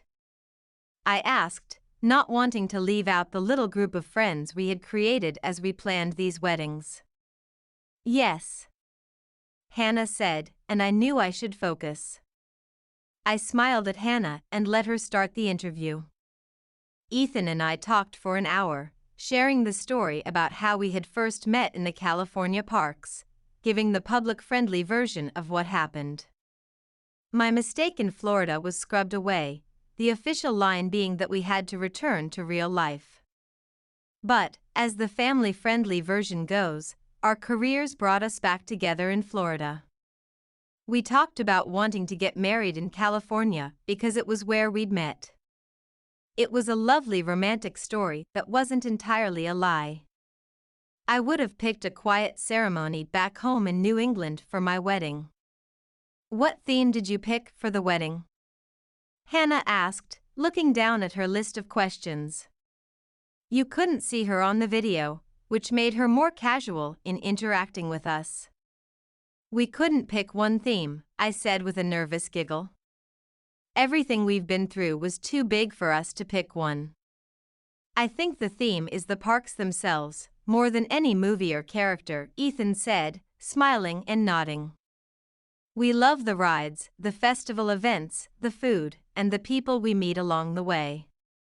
I knew that video from our engagement at Beacon and Charles would be featured as part of this since Hannah had been there with her camera to film promotion for them. A quiet voice in my head wondered if all my major life events would become a promotion for the parks in some capacity. Would they be at the shower for our first baby? Would we buy a house in the Tampa park, and Hannah would film that process? I had to make sure Ethan and I didn't let them take over our lives. That being said, if Northanger was buying our first home for us, I might agree one more time. Can you show me the gifts you're sent when you put down the deposit? Hannah asked, gesturing to someone off-screen. These are good examples of how this theme works. A tray of items was placed on a small table next to me. I handed Ethan the 2 boxes with his gifts.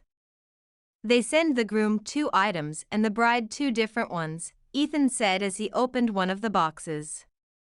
Inside was a pair of silver cufflinks and collar stays, each themed to the Alien Hunter ride, Ethan's way of reminding me that he still plans, but continues to fail, to beat my first-time perfect score. In the other box was a matching pair of socks. The cummerbund and bow tie of his tux were navy blue with little stars on them that would be shared as he got ready for the wedding. I was amused that Ethan had embraced the matchy-matchy mood they were pushing on us. What about you, Katie? Hannah asked. First, you should know that I wanted to theme my items to Morgan, but they don't do wedding themes for the bad guys, I said, and the 3 of us laughed. It was a growing request for the wedding team. Instead, I picked the Princess and the P-Dark ride. The theme of the movie was to be yourself, and people will love you for that, but the ride was a little scarier than that. As with most dark rides, the fluorescent paint and black lights were used to set the stage for a princess sleeping on the leaning tower of mattresses. It was one of the oldest rides in the California park and one I had fallen in love with recently. Now that I knew the work that went into those rides, the more I appreciated the artistry and how talented the ride's engineers were. Plus, the thrill rides didn't have bride-focused baubles. I was pushing them to change this. I opened the first box to show silver bauble earrings. They represented the infamous P the heroine had slept on, proving she was a real princess. The other box had a shoe bag with flip-flops in it. The bag had my name embroidered on one side. On the other was something about not needing to be uncomfortable the whole night. I was supposed to wear the flip-flops during the reception when the dancing began. Like Ethan, there were elements of my dress connected with the theme, but we weren't showing off here. Hannah asked other questions about flowers and food before she mentioned the venue. Now, you picked to get married in the courtyard of Northanger Universe. Tell me why you made that decision, Hannah said. Go big or go home? Ethan asked as he turned to me and winked. I was always amused by his on-camera persona. It was nothing like the real man, but I loved both versions of him. Hannah laughed, but she knew we had been told to pick this location. I had thought a lovely brunch wedding in one of the hotels would be lovely, but the castle was the most expensive option. We wanted the wedding in the spot we met, which is the courtyard, I said, thinking it wouldn't be a good idea to have the wedding in the store where we had really met. There are limits that come with that choice, Ethan said, picking up the points Hannah wanted him to make. You can only have the wedding late when the park is closed to the public. Hannah nodded. Is anyone else in the park? No, I said, shaking my head. They won't allow you to pick one of the late nights when they sell tickets or have special events. It does limit your options. The benefit is that your wedding is, Ethan said, ticking off the items on his finger, in the castle courtyard. The bride and groom get to spend the night in King Arthur's suite inside the castle, and there's a carriage ride for the bride from the park entrance to the courtyard. I'm excited about staying in King Arthur's room, I said, bouncing a little in my chair. I've never been in there before. What I didn't mention was that I was going to spend tonight and my entire day there. Diana Northanger had pulled all the strings she had to make this happen. I would get ready in the room, the photographer allowed to follow me as I prepared for the wedding. These would be our personal photos, but it was her gift to us since there wasn't much we needed, and she had given us so much already. Hannah quickly changed the subject to a few wrap-up questions before ending the interview. I'll see you later tonight for the rehearsal, Hannah said as her crew packed up. We won't be filming this. The short rehearsal would occur in a conference room before we went to have dinner in one of the restaurants. Since everyone here was from out of town, my parents had insisted on including the entire wedding party. That was a total of 17 people, including Senior and Marjorie, Ethan's mother. I was anxious about the two of them being together, but Carter promised to keep their father on his best behavior. I had even made Daniel promise not to confront Carter about their past with Bella since Carter was managing his parents. This was the most exhausting part of the wedding, but I hoped both men could behave themselves. How are you doing, Katie? Ethan asked me after Hannah left. We were trying to relax, but I was busy going through my wedding journal, making sure nothing could go wrong. As I walked past my fiancé, sitting on the couch, he grabbed my wrist and pulled me towards him and down on his lap, taking the journal from me. I need to make sure everything. No, he said and put the journal on the table next to the couch. You have to let the wedding planner do it and trust our brothers to behave.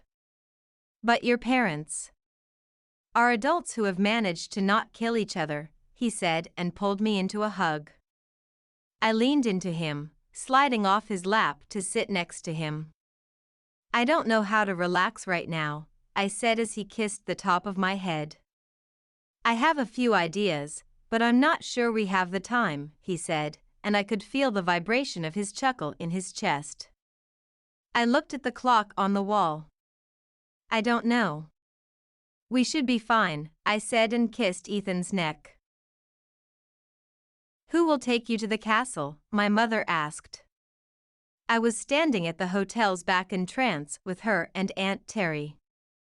I had my suitcase with me, exhausted from the rehearsal dinner and ready to crash. There had been no explosions, but the tension was high. "I don't know," I said. "But you'll be brought up in the afternoon to get ready. Make sure you sleep late or take a nap." "We'll be up late." "Don't worry, we've invited Marjorie to spend the morning with us," Terry told me, completely aware of why I was anxious. "If necessary, your father will remind Daniel to focus," my mother added.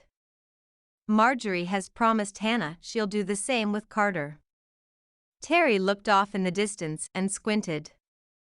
"It looks like Hannah's taking you to the castle, but I don't know who she's with." I turned around to see Hannah with two women.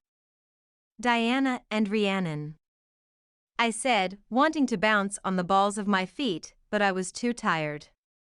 The two older women were in casual clothes, which I was pretty sure were pajamas. I hugged them both after introducing them. "We thought you should get the full royal treatment since the park is nearly empty," Diana said. "Will people see me going into the castle?" I asked. "No," Diana said with a giggle. "We're sneaking you in from the back. Everyone in the park will be at the front, watching the fireworks. There are a few late-night visitors, but all they will see is a light in the castle and not know why." My mother and Terry, who looked so much alike, were like little girls, eyes wide and mouth agape. I felt extremely fortunate to have become friends with people who could give us such a special gift. "Don't worry, Dora and Melissa did this for their wedding," Diana added. "There are 2 rooms?" I asked. Diana nodded and pointed to the elevators. Ethan came out with his suitcase, looking exhausted and annoyed. "Surprise!" Hannah said, raising her arms in the air as if to throw invisible confetti. "Katie will be in Guinevere's room, and Ethan will be in Arthur's." "I thought it was a suite," I said. "It is," Diana said. "With 2 rooms. If there was a family, the kids would be in one and the adults in the other. You can pick your preferred room tomorrow." I kissed my mother and aunt goodnight before following the others out the back door. We took a golf cart to the back of the park, where we entered and casually walked to the castle. It was quiet, only a few people wandering around. Diana had been right about everyone at the front. As we got closer to the castle, we could hear the crowds. "Let's get inside," Rhiannon said. "I've heard the fireworks look best from the Guinevere room." Diana pulled open a door that I always thought was merely decorative. There was an elevator, which took us up to the only room in the castle. It was a suite decorated to look like what it might have in the dark ages of England, except with bathrooms and indoor plumbing. The beds looked like I would sink into them. "We'll both sleep in Guinevere's room," Ethan whispered after looking at both rooms. There was no way we were going to sleep in separate rooms, and it was clearly the more luxurious of the two. There was a small terrace outside of the Guinevere room where we found champagne waiting for us. The 5 of us sat together and watched the fireworks shoot into the sky. "We won't be there tomorrow," Diana said as the show ended and the loud noises subsided. "But since Rhiannon and I take all the credit for you being together, we wanted to celebrate a little." The 2 women giggled like schoolgirls, knowing perfectly well that Hannah is the only one who has the right to claim the credit. I wondered if the people on the ground could see us up here or if the walls were too high. Hannah must have been wondering the same thing and pulled out her phone. She turned it so we could see that people had noticed the lights on in the castle and were wondering why. We only listened to one live stream for less than a minute, but I was amused at the users' theories about what was going on. The camera crew had been everywhere as we prepared for the wedding the next afternoon. I felt on display more than I had at any other point in this process. People came up to see us, interrupting the hairstylist or makeup artist. They would ask to see the rooms in this suite. I knew this was a rare opportunity for them to access the suite in the castle, but my anxiety spiked. Hannah, now in the role of maid of honor, shooed them away every time I looked annoyed. "Are we ready to put your dress on?" my mother asked. I had already been in the dress, early in the morning, for pictures and filming. The only people in the park were those who had come from Fantasy Time, the early access for people staying in hotels. They were curious about what we were doing, but we were left alone for the most part. Hannah explained that this park had been opened for fantasy hours because they closed early for the wedding. Pacifica, the other park, was open late for general guests. Once the park was completely empty, I would exit the castle with my father, and we would begin the wedding. My mother removed the dress from the closet so I could get into it again. It was technically a rental from the wedding service's new couture collection. I was the first one to wear it, but I wasn't going to keep it. They called it the Queen Mob dress, which I liked because the bodice's lace looked like fairy wings. It looked lovely on me, but I would change out of it as soon as the ceremony was over. I had bought a second, far more comfortable dress for the reception. "Here's the schedule of the evening," Hannah said, taking control while I got into the dress. "The ceremony is short, maybe 20 minutes. That's under the castle." I watched both mothers and my aunt nod in agreement. "The majordomo will direct people to the courtyard after the ceremony, where there will be a cocktail hour. The bar is open all night, and everyone will be escorted back to hotels for their safety. Then, we'll have a formal dinner, and the dance floor with the band will be under the castle." "What about the send-off?" Terry said, applying her lipstick in a mirror. Hannah took a clipboard from her assistant. "They're staying here, and we're leaving." The conversation ended without further explanation when there was a knock on the door. "No groom," Hannah said, opening it a crack. "I'm hoping to never be a groom," Carter said, pushing his way into the room. I was glad my dress was on, even if they were lacing up the back. "Wow," he said. "What do you need?" Hannah asked, looking annoyed. "You told me to tell you when Ethan left," Carter said with a shrug. "I think I have to go be best woman now," Hannah said as she handed the clipboard back to her assistant, the directions about the send-off forgotten. Hannah's role in the wedding was one of our more unconventional decisions. There had been debate over which brother would be the best man. Since there was bad blood between them, we felt giving one preference would upset the other. In the end, Ethan suggested Hannah be both maid of honor and best man. She would be coordinating everything already. It was a good solution, and both brothers were already obeying Hannah's instructions. "Go," Marjorie said, shooing both her children away. "We're in charge from here." I was thrilled that Marjorie and my mother already got along. My parents had already been out to Japan twice to visit her, Terry and Michael joining them for the last trip. Senior was problematic, but I want to make sure Marjorie didn't feel cut off from our lives. I always thought that this was an unspoken tension. "Are you ready?" my mother asked as we touched up my hair and makeup. "It's not like he hasn't seen me all day and has no idea what the dress looks like," I said with a smile, trying to ignore my nerves and excitement. I had wanted to marry Ethan since I met him. Now it was happening in the very place where we had first met. My mother handed me a tissue, and I dabbed my eyes, careful to not ruin my makeup. They opened the door and helped me maneuver my dress into the elevator. My father was waiting for me when the doors opened again. They had blocked the view, so none of the guests saw us as we walked around the castle. Hannah, Daniel, and Carter were waiting for us at the halfway point. All three walked before me, as the wedding party.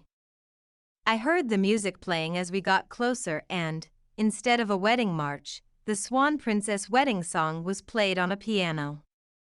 It was lovely and subtle, setting the tone as everyone stood and turned to watch me walk down the aisle. My favorite part of the ceremony, I said to the camera, was when the majordomo brought the rings, and we had to lift up the pillow. It really had been a nice touch, as if the rings were the peas under the princess bed. I liked the way they integrated the haunted abbey decor, Ethan said, thinking of the fabric we picked for linens. Oh, we should have gotten married at the haunted mansion. I laughed. We can renew our vows there in 25 years. My husband's eyes got wide. Like a reminder that we haven't killed each other. I kept laughing at his excitement. We'll have to do it in Florida then, Ethan said with a curt nod. We have a special connection to that version of the ride. I remembered the devastating true story Molly Picard had told us when Ethan had created the exhibit about the Florida ride. That was a fate I didn't wish on anyone. I'm so hungry, Ethan said when the camera went to interviews with guests. As if anticipating the need, Hannah walked over with plates. We hadn't eaten since lunch, having spent most of the cocktail hour taking pictures and talking to the video crew. I had barely had enough time to change dresses for the reception, but I was glad I had. Don't worry, she said. Food will be waiting for you later. You might not be able to eat much tonight. I was ready to call it a night. I had been running on adrenaline all day, and now it was beginning to fade. Nobody was having a meltdown or starting a fight. Daniel's date, a woman he had been with for a year, was wisely avoiding Carter. Carter was busy flirting with Melissa and Dora. Hannah's date, prepared to be ignored, was busy talking to the other couple from our wedding trio, Mira and Noah. They were academics who had moved to California a year ago from New York City.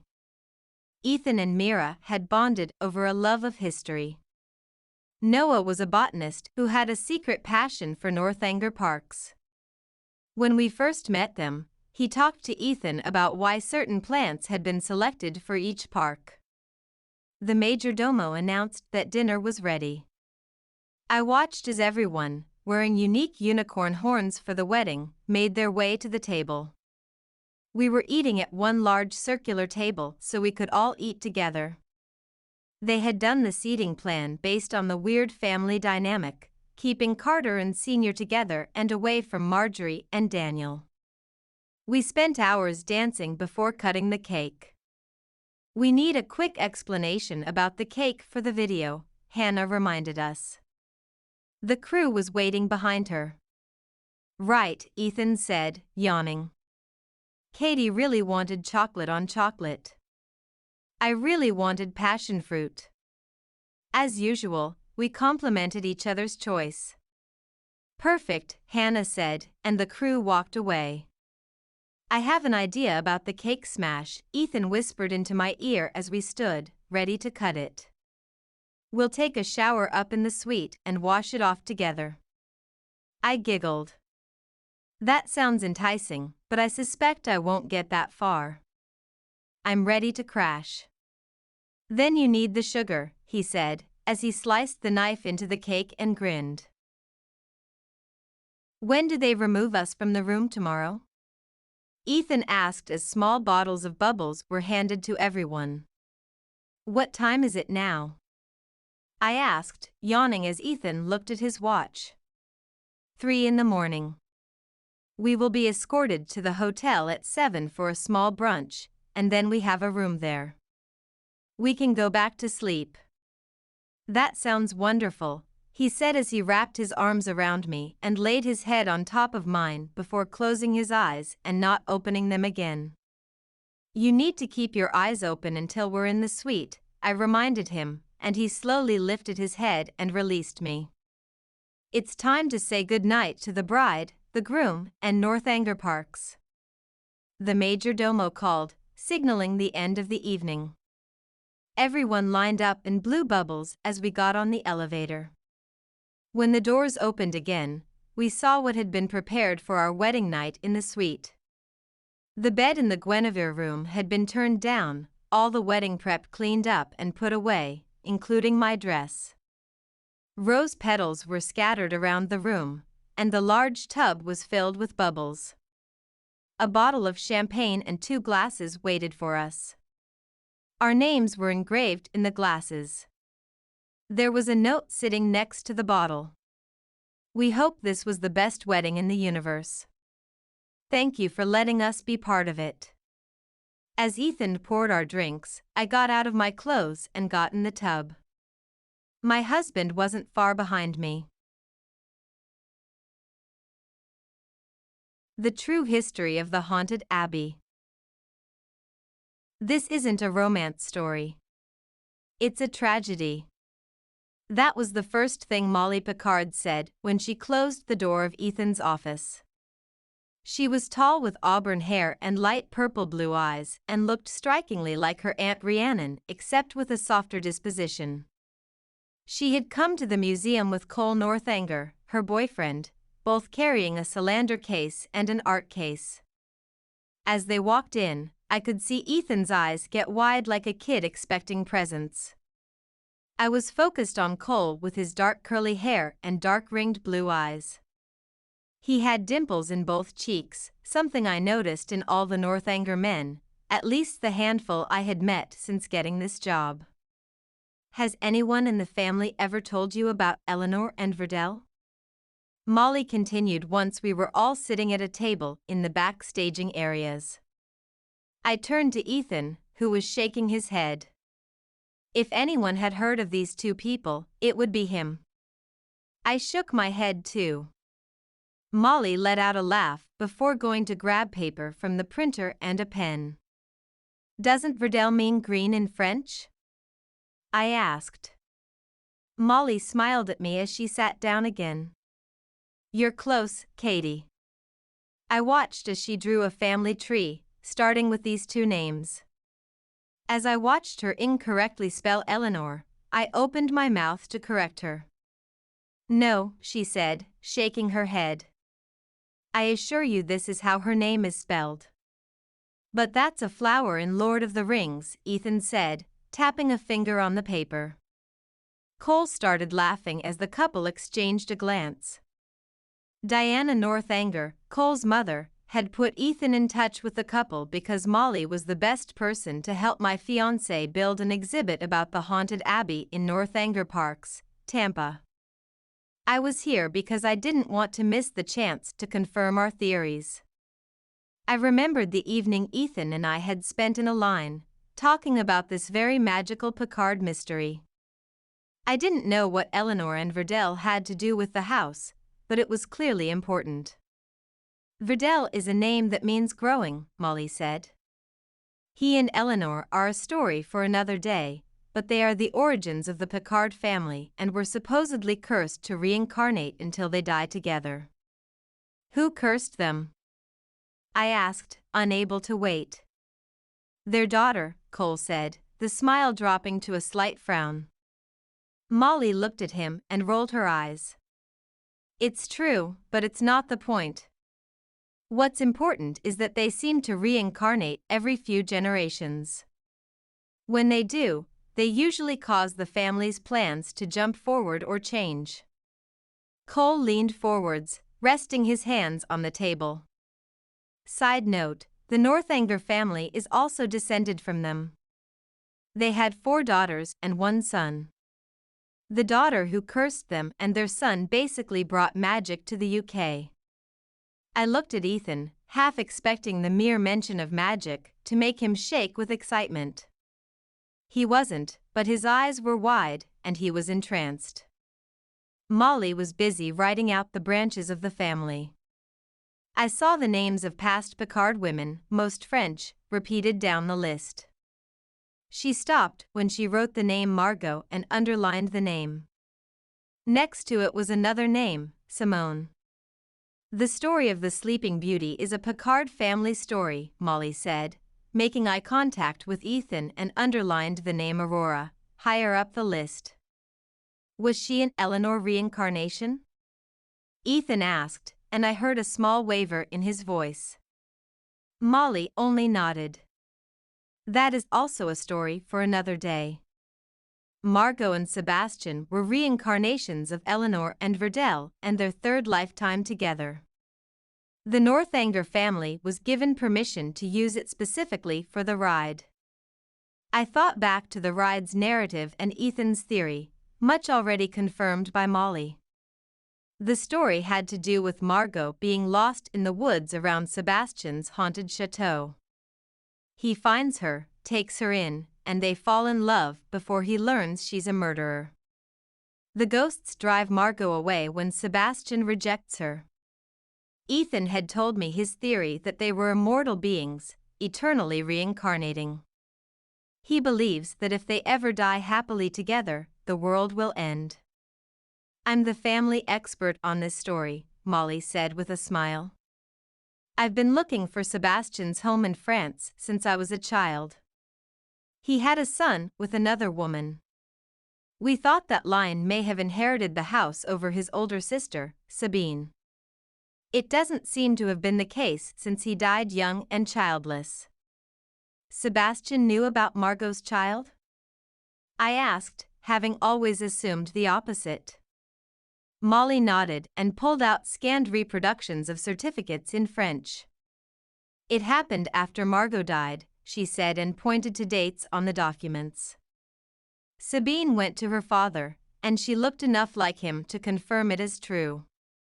I turned to Ethan, who was flipping through other papers. I didn't know enough French to understand what he was looking at. Your family owns so much property in France, Ethan said as he pursued the different papers. Maybe it's already something among your property. Molly shook her head. They sold most of it before World War I. That heir, Josette, knew what was coming and decided to get the fuck out. She only kept the most important property. I've been trying to get my hand on property records from before the family left France, but some have been destroyed. I took a deep breath and exhaled. There were so many moving parts to this story. I wanted to ask so many questions, but I didn't know if I could keep all the details straight. How long were Margot and Sebastian married? The way I've heard the story, it seems like it was mere days, I asked, hoping to focus us again. Molly tilted her head back and forth, suggesting this wasn't exactly correct. We think it may have been a few weeks. They never got divorced because he was Catholic, and they were married by his family priest. So, I said as I thought about the timing, the son wasn't legitimate? Molly shook her head and smiled. Nope, but he was the son, and Sebastian, like other men, legitimated male heirs to avoid his daughter inheriting everything. My anger flared, but it was a historical fact that sons were preferred over daughters. Wait, Ethan said, putting up his hand. Wasn't Margot Jewish? Your family has always been Jewish. Molly continued to tilt her head from one shoulder to the other. We were pagans first and then hated the church so much that we hid among the Jews. They were slightly more tolerated than witches. That didn't happen until, a few generations before Charlemagne, when a coup removed power from the Picard queen and gave it to the men of her line. I heard the bitterness in her voice and remembered how Rhiannon often showed disdain for powerful men. It had happened 2,000 years ago, and the family still resented the men who had tried to take their power from them. Your aunt once told me to fuck the patriarchy, I said with a smile. Molly didn't hold back her laughter. I made her a t-shirt that said that once. She loves to wear it to corporate board meetings. Cole, probably thinking of such an occasion, laughed along with his girlfriend. I thought about how fascinating it was that the Northanger and Picard families were so close, but this was the first romantic relationship. Cole, who used his mother's maiden name, was a famous tattoo artist. Because of his father's political career, he was a pundit on news stations. Molly, who worked for the Picard family's foundation, what they did, I had no idea, was the oldest daughter of Rhiannon's twin brother Isaac. Back to Margot, Ethan said, knowing how I idolized Rhiannon and could talk about her for hours. Right, Molly said, winking at me. She is Jewish, but somehow she and her twin sister Simone end up with Catholics when their parents die. Like in an orphanage? I asked. Molly shrugged and opened a box full of scans from a handwritten journal. Probably in a convent, but we know there was a priest there. Margot's journals clearly talk about the physical and emotional abuse they suffered. There are hints of sexual abuse, and Margot seduced the priest to get him to kidnap the twins. I was horrified, my jaw dropping and my eyes getting wide. Where was the rest of their family? I asked, feeling tears fill my eyes. They were fighting to get them back and losing, Molly said and put her hand over mine. Don't worry, she kills the priest in the end. I wondered if she was trying to comfort me, but the idea of a child seducing a priest to escape abuse and then killing him was appalling. Ethan took my other hand and squeezed. Back then, not all priests were men called to the life, he reminded me. Many were from important families, but were younger sons who needed a living. I nodded, having learned this in history classes in college. It's still awful, I said. How long ago was this? I watched Molly write numbers next to the names on her paper. Probably the early 17th century. Their daughter, Sabine, has an affair and child with the Sun King. So that's the Picard's connection to the Bourbon dynasty? Ethan asked. Molly nodded. We have the blood of every French dynasty since Charlemagne, just illegitimate. Since we consider legitimacy from the matrilineal line, she was our royal heir. How did Sebastian find out Margot was a murderer? Ethan asked, bringing up one of his biggest questions. She was probably branded, Molly said and doodled a fleur-de-lis onto the paper.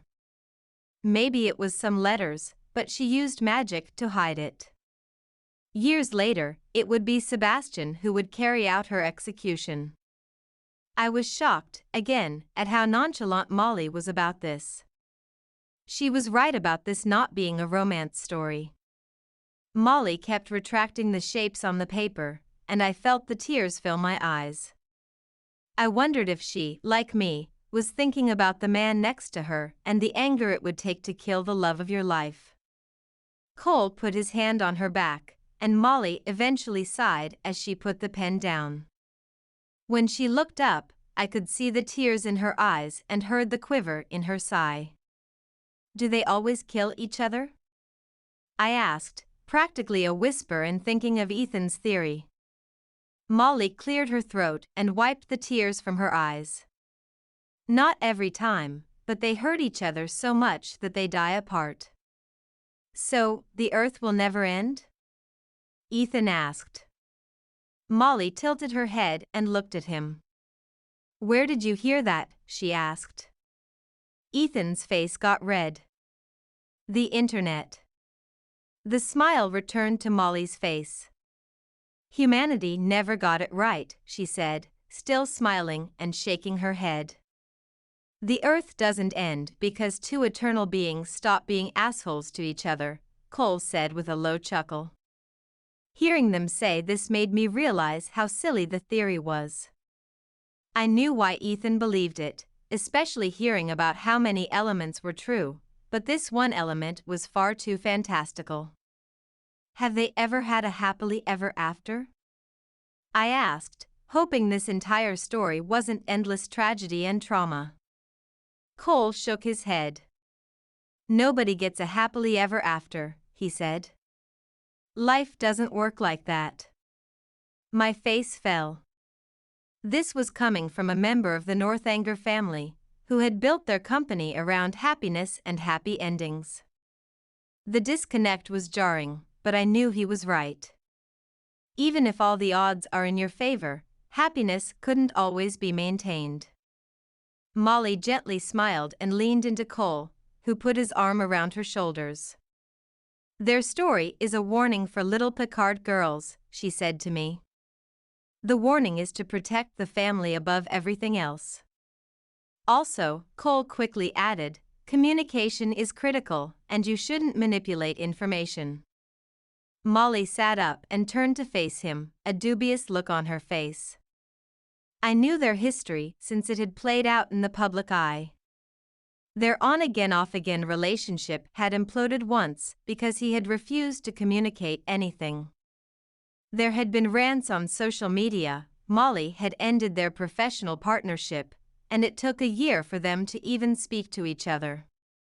I wanted to understand what had happened, but I knew I couldn't push beyond the frame of this meeting. While I looked for deeper clues on their faces, Ethan was busy flipping through pages of Margot's journal again. So, what happened to her between being sent away and her death? He asked. Molly sighed. Margot had their child and left her with Simone, who had been returned to the family when they escaped. The journals are vague about what Margot did, but we suspect she tried to destroy the Bourbon King. Ultimately, it wasn't the murder that led to her death, but the espionage. Her daughter, Sabine, eventually found her father, and he welcomed her into his life. They had an excellent relationship, from what we can tell. He got her into Louis XIV's court, and Sabine had a child by him. There's no record of her as a mistress or a child, Ethan said. Molly giggled again. You're not paying attention. My family controls and manipulates information. We protect the family and plan for the future. Then, why share this story? I asked, confused by what was happening and what Molly was telling us. Molly looked at me and considered what to say next. If you were part of a very secretive, wealthy, and powerful family, why would you share this story? I thought about it for a moment. They're coming back, I said, and when Molly slowly nodded, I continued. Something big is going to happen that people need to be prepared for, I said. Molly winked and said, we have 2 generations of people who are obsessed with witches and wizards, wanting to be one themselves. Nearly everyone in the world has magical blood in their veins, much of that Picard. Something big is going to happen, and normalizing magic is going to help us. The house, Ethan said, pulling up photos of the family's original Garden District house that inspired the Haunted Abbey ride. It isn't directly connected to Margot and Sebastian. Why pick it? The house doesn't even look like that now, Molly said and tapped the photo. This is the 3rd version of the house. We built the first one a century after Margot and Sebastian when the French settled in Louisiana and New Orleans. Wait, I said, holding up my hands. I thought the family didn't move here until the end of the 19th century. The first house would have been built at least 100 years before that. Molly nodded. We officially left France, but we had a foothold in New Orleans when the French colonized it. Did the Picards own slaves? I asked, my voice a whisper. Molly sighed. Probably. I don't want to pretend we're the good guys, but we're pretty good at figuring out when we're on the wrong side of history and change. I took a deep breath and processed this information. We're trying to do better, Molly said. I've been searching for evidence, but I haven't found much. This isn't about slavery, Ethan said. Although I do think it's important that you're able to admit it. I want to understand why Gilbert Northanger used this house. Molly nodded and thought for a few moments. It wasn't his decision, she said, taking a deep breath. He and the park designers were looking for locations. They were in New Orleans, so they were invited to stay at the house while they scouted locations.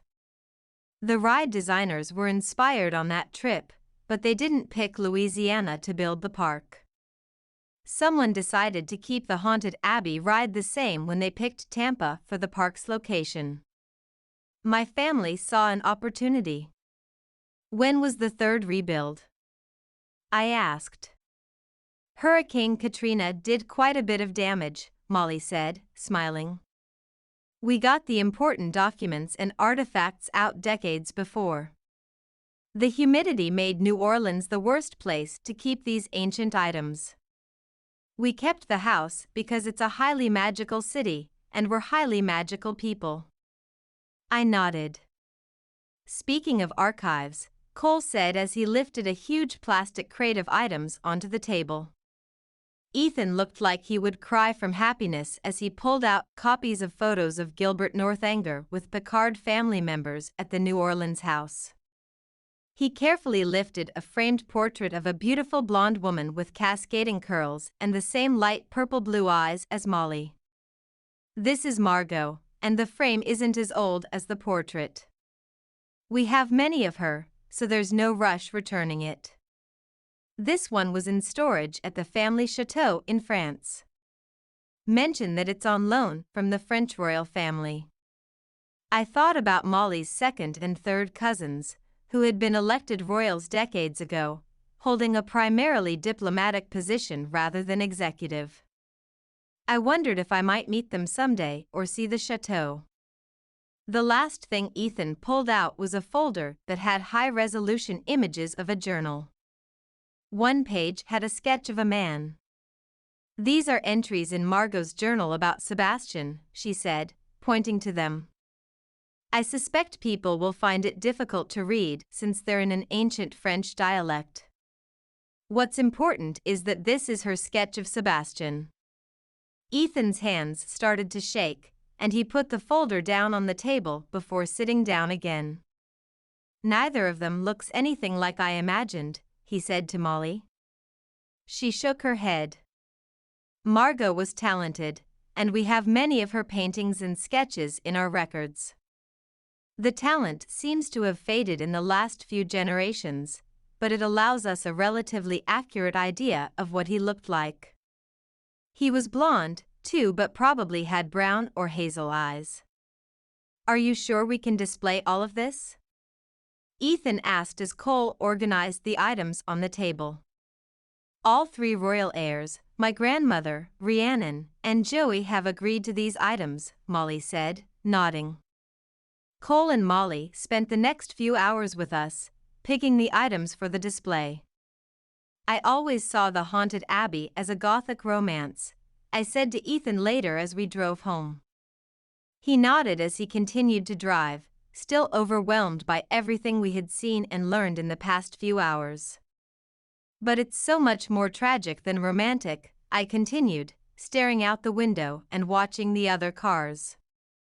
Molly was very vague about the details, Ethan said.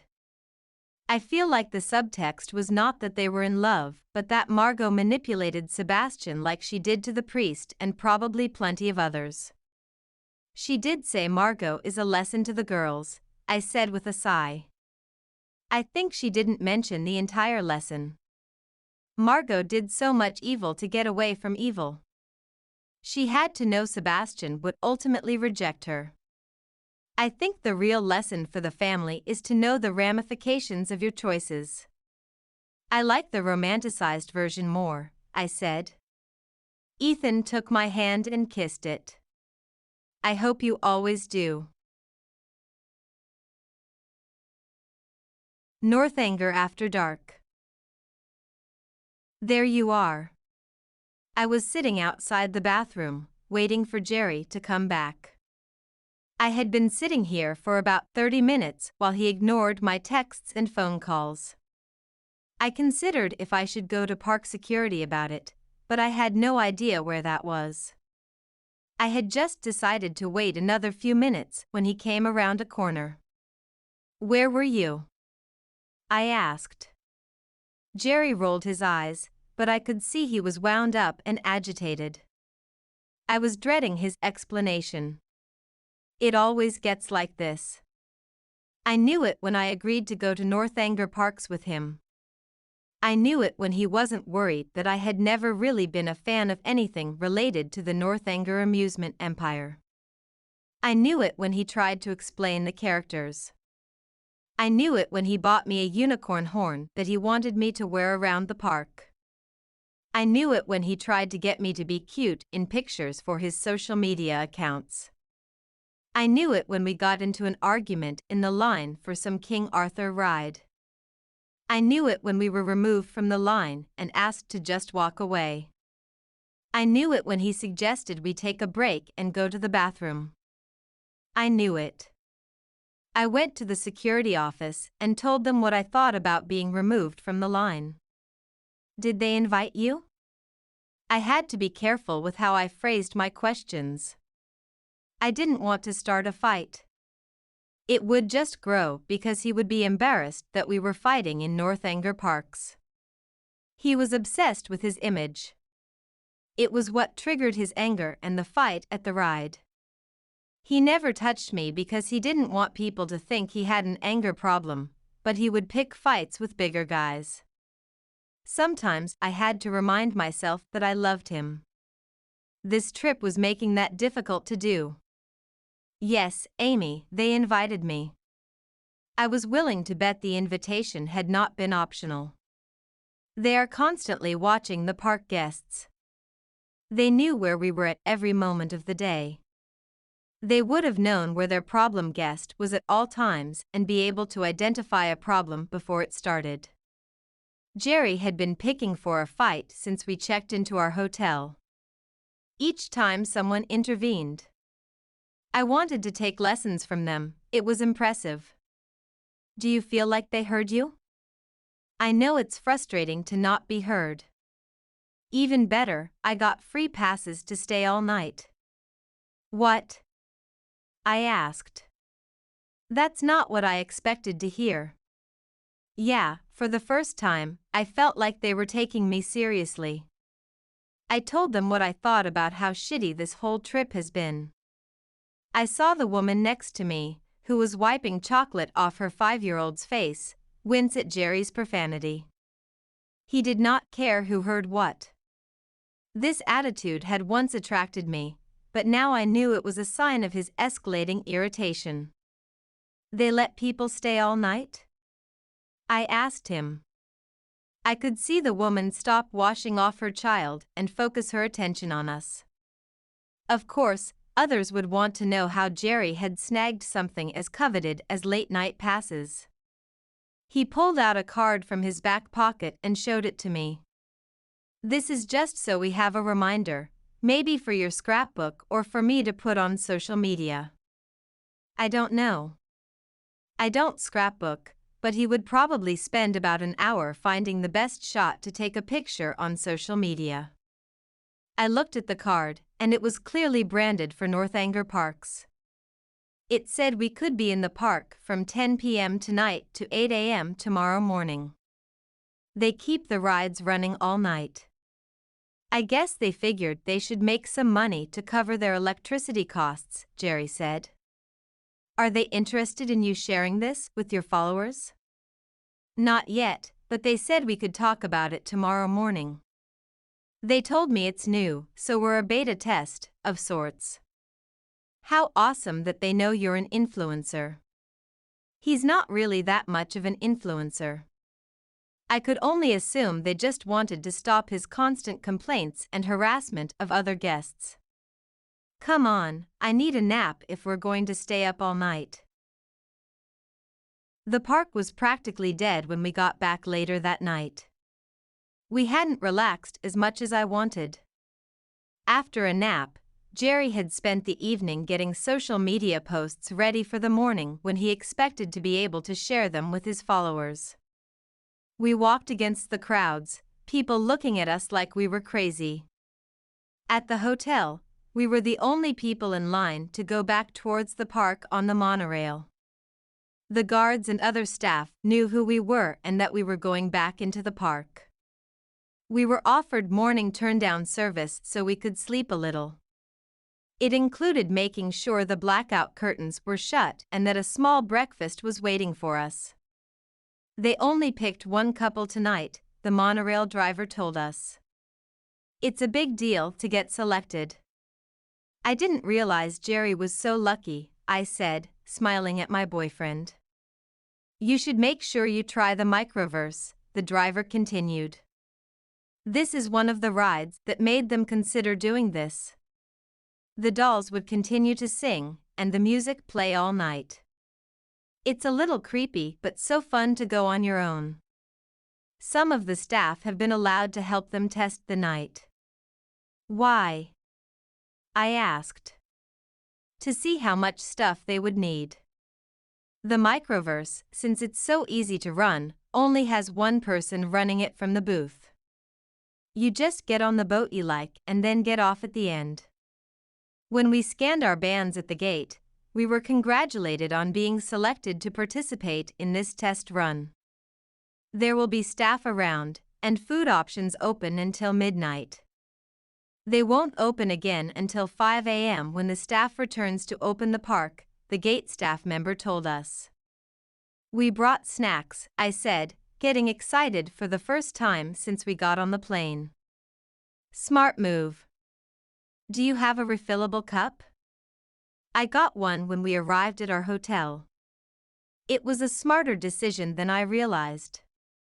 I watched Jerry, who seemed anxious as we walked back into the park fighting against the departing crowds. We had missed the fireworks, but I wasn't a huge fan and had seen them the night before. Jerry had spent the entire show filming them and posting it on his accounts. Are you excited? I asked. He was rifling through my bag, looking for a bag of peanuts. I wish all these people would leave already. Do you think people will try to stay? He shrugged. Even if they do, I added, I bet their passes won't let them on rides. That's true. We should start riding them. Why don't we do things that will close at midnight? That's only 2 hours from now. What's so important that we need to do it in the next 2 hours? Eat and get souvenirs. Think of all the great photos you can take of merchandise without kids getting in your way. I tried to focus on the things he had been complaining about over the trip, the lines for food, the difficulty of finding seats, the kids bumping into him and ruining his pictures or videos, and the lines to get on rides. I only care about riding the rides as many times as I want, Jerry said. Right, but we have 10 hours before anyone else is in the park. No, we have 8 hours. They'll let people in early tomorrow morning. I checked the television to make sure I knew how to budget our time. He was constantly watching the Northanger Parks network in our hotel room. I had heard the same music from their movies over and over while we got ready in the morning and evening. Today he had kept it on through our naps, and I had dreams about the music. One rotating screen was about the special early hours they had for each park within the resort. We had initially planned to do the early hours tomorrow morning. I hoped tonight would mean we could skip it. Do you want to stay for the early hours like you originally wanted? I asked. Why the fuck would I want to do that after spending all night here? I just wanted to get a sense of how you want to spend the evening. I want to ride the ride, Amy. I don't want to waste time shopping. You can do that another time. You don't need food, you brought snacks. Those are for later. We just ate dinner. That was about 4 hours ago. We should consider something now. You do what you want. I'm going to get on a ride. I didn't fight, not wanting to lose him and spend the night on my own. I just followed him to the very ride I had not wanted to get on, a new roller coaster with 2 loops and 1 very steep drop. People were exiting the queue as we walked up. Don't try it, dude, one guy said to Jerry. They're shutting down for the night, another said. You fuckers aren't as lucky as us, Jerry said to them and walked into the queue entrance. You ride this one, I'll meet you back here, I said, lingering. Jerry seemed to ignore me, not looking back as he jumped over sections of the barriers. You guys going to try to stay in all night? One of the guys asked me. We got passes to stay for the night. Some beta test of something new, I said, shrugging. Cool. Maybe we'll try staying then. If they expect people to be here all night, maybe they won't kick us out. Just as he said that, a security guard walked over to us. Gentlemen, he said to the group, the park is closing. We have passes for the night, one of the guys quickly said. No, only this young lady and her companion do. I can escort you to the exit, the security guard said, nodding to me. We're with them. Now, don't fight it. You can always come back early tomorrow morning and not deal with as many lines. I walked away from the group and toward a restaurant by the ride. I was happy to find they had burgers available. They told me these had been made a few hours before, for the crowds, and I could tell, when I ate it, that it had been sitting for a while. I wondered if allowing people in all night would mean the restaurants opened more often and more food was made, or if late-night food would be the leftovers and cold foods. I sat at the line exit and waited for Jerry. I sat there for a while and eventually got worried that he had moved on to another ride while I had been getting food. I was ready to text him to check in but saw him running down the exit before getting my phone out of my bag. How did you get out before me? You were behind me, he said when he saw me sitting there. I didn't go on the ride. I told you I don't want to ride that one, and I wanted to get something to eat. Jerry's face fell, his expression going flat. If he were a woman, we would call it resting bitch face. I knew it was his annoyance. You didn't get me anything? You probably won't like the food. It's whatever they have left over from when they were open to everyone. You should have asked me. It would have gotten cold waiting for you anyway. How many times did you ride the roller coaster? About 10, but now I'm hungry.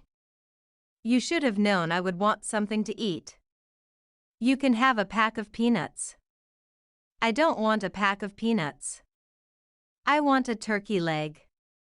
I didn't see any of those. What have you been doing? Waiting for you. He pursed his lips, and his nostrils flared. I could feel my anxiety spike for a moment. I suddenly wished there were more people around and hoped the constant security extended into the middle of the night. We can still get you something to eat, I said, hoping to avoid his meltdown as long as possible. He stomped off toward the restaurant, and I followed behind him. I didn't say anything, my thoughts swirling around the possible ways to diffuse his irritation. I opted to just fade into the background of his night. If he could not even realize I wasn't on a ride with him, maybe he would just ignore me. Either that or realizing that he had been oblivious already would make him more aware of where I was. It was so difficult to tell how he would react. For a moment, I wished those other guys had been allowed to hang out with us for the night. Is there anyone even here? I thought they were open until midnight. Jerry asked nobody after standing at a register for a few seconds. I'm here, someone said from behind the kitchen window. I looked toward a voice and saw a pair of eyes. They told us you would be open for food until midnight. It's barely 10:30. I wish they would make that clearer. Hold on a moment, the person said and left the window. A petite woman came around the other side. We have a limited menu tonight because it's just the two of you, she said when she got to the register we were standing at. What does that mean?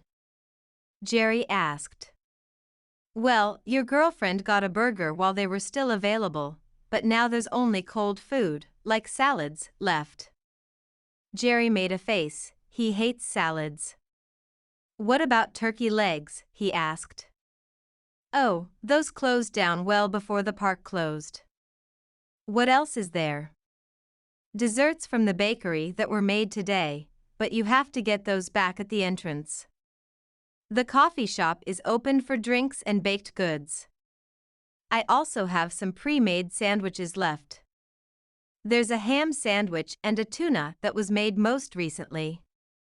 Jerry took the ham sandwich and ate as we walked to the next ride he wanted to go on. Are you coming? He asked me before he got on the ride. I shook my head and sat at the exit, waiting for him. I liked the easy rides like the microverse. I wanted to coast on a river, in a boat, listening to dolls sing about how big the universe is and how small we are. Jerry wanted the thrill rides that made my stomach lurch and my head swim. The night continued like this. I was even more bored than I had been with the crowds of people. Instead of Jerry's irritation being directed at the crowds of strangers, it was all focused on me, the only other person. His irritation grew each time I refused to get on a ride, or he saw me sitting and waiting for him, looking off into space. Is that all you do? He asked at about 2 in the morning after he got off another thrill ride. You don't seem to be interested in anything. You don't want to ride all the rides. You don't want any merch, and you don't love the characters. I'm not the Northanger fan, you are. You're a fan. No, not really. Why did you come on this trip then? You bought the tickets before you asked if I was interested. You hate wasting money, so I just came with you. This was supposed to be a romantic trip. How? I asked. It hadn't even occurred to me that something romantic was going on. I was worried that he had some marriage proposal plan. In that we both love Northanger. But I don't. Now you tell me. How can we show people how much we love each other if you don't even tell me what you don't like? Do we have to show people how much we love each other? I asked. I spoke before thinking, but it was late, and I was more tired than I expected. That's the point of this trip. To show everyone. I don't think that's the point of a vacation. It's to have fun and relax. This might be fun for you, but it's not for me. What would be fun for you? A beach, drinking beers in the sun, bonfires at night, sailing on the ocean. I had never told him things like this. It had been evident since we started dating that his way of having fun was the only way we would have fun. Instead of this leading him to an epiphany, it sank him into a darker mood. Well, you're here now. You can go to the beach when you pay for the vacation. What do you want to ride? I shrugged. Something for babies? Something safe and easy like you. That stung. His abuse was always with his words. In 2 sentences, he made me feel like a child and a slut. I refused to respond, but when he stomped off toward another ride, I followed. He led me to the microverse ride. I braced myself for Jerry's plummeting maturity. He hated this ride. The facade of the ride was a spinning view of the night sky, turning clockwise and surrounded by children looking at it in wonder. The ring of children spun counterclockwise. You walked across a bridge to the gondola boats that fit 4 people. Jerry jumped on one boat, but I lingered, ending up 2 boats behind. He looked back at me, and I was sure he was rolling his eyes. The ride was creepy when it was full of people. These small dancing dolls of children and aliens, on their own tracks, moved through the scenery, a few following you through the entire ride. Periodically there would be screens, something probably added more recently, showing messages to the riders. Welcome, Amy. Bonjour, Amy. Gracias, Amy.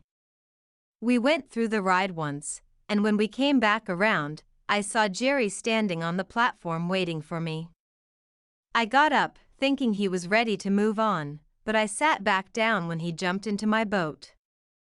His mood had shifted again. You know what lyrics I hear for the song? He asked me. Something about sex in the boat. I knew this mood well too.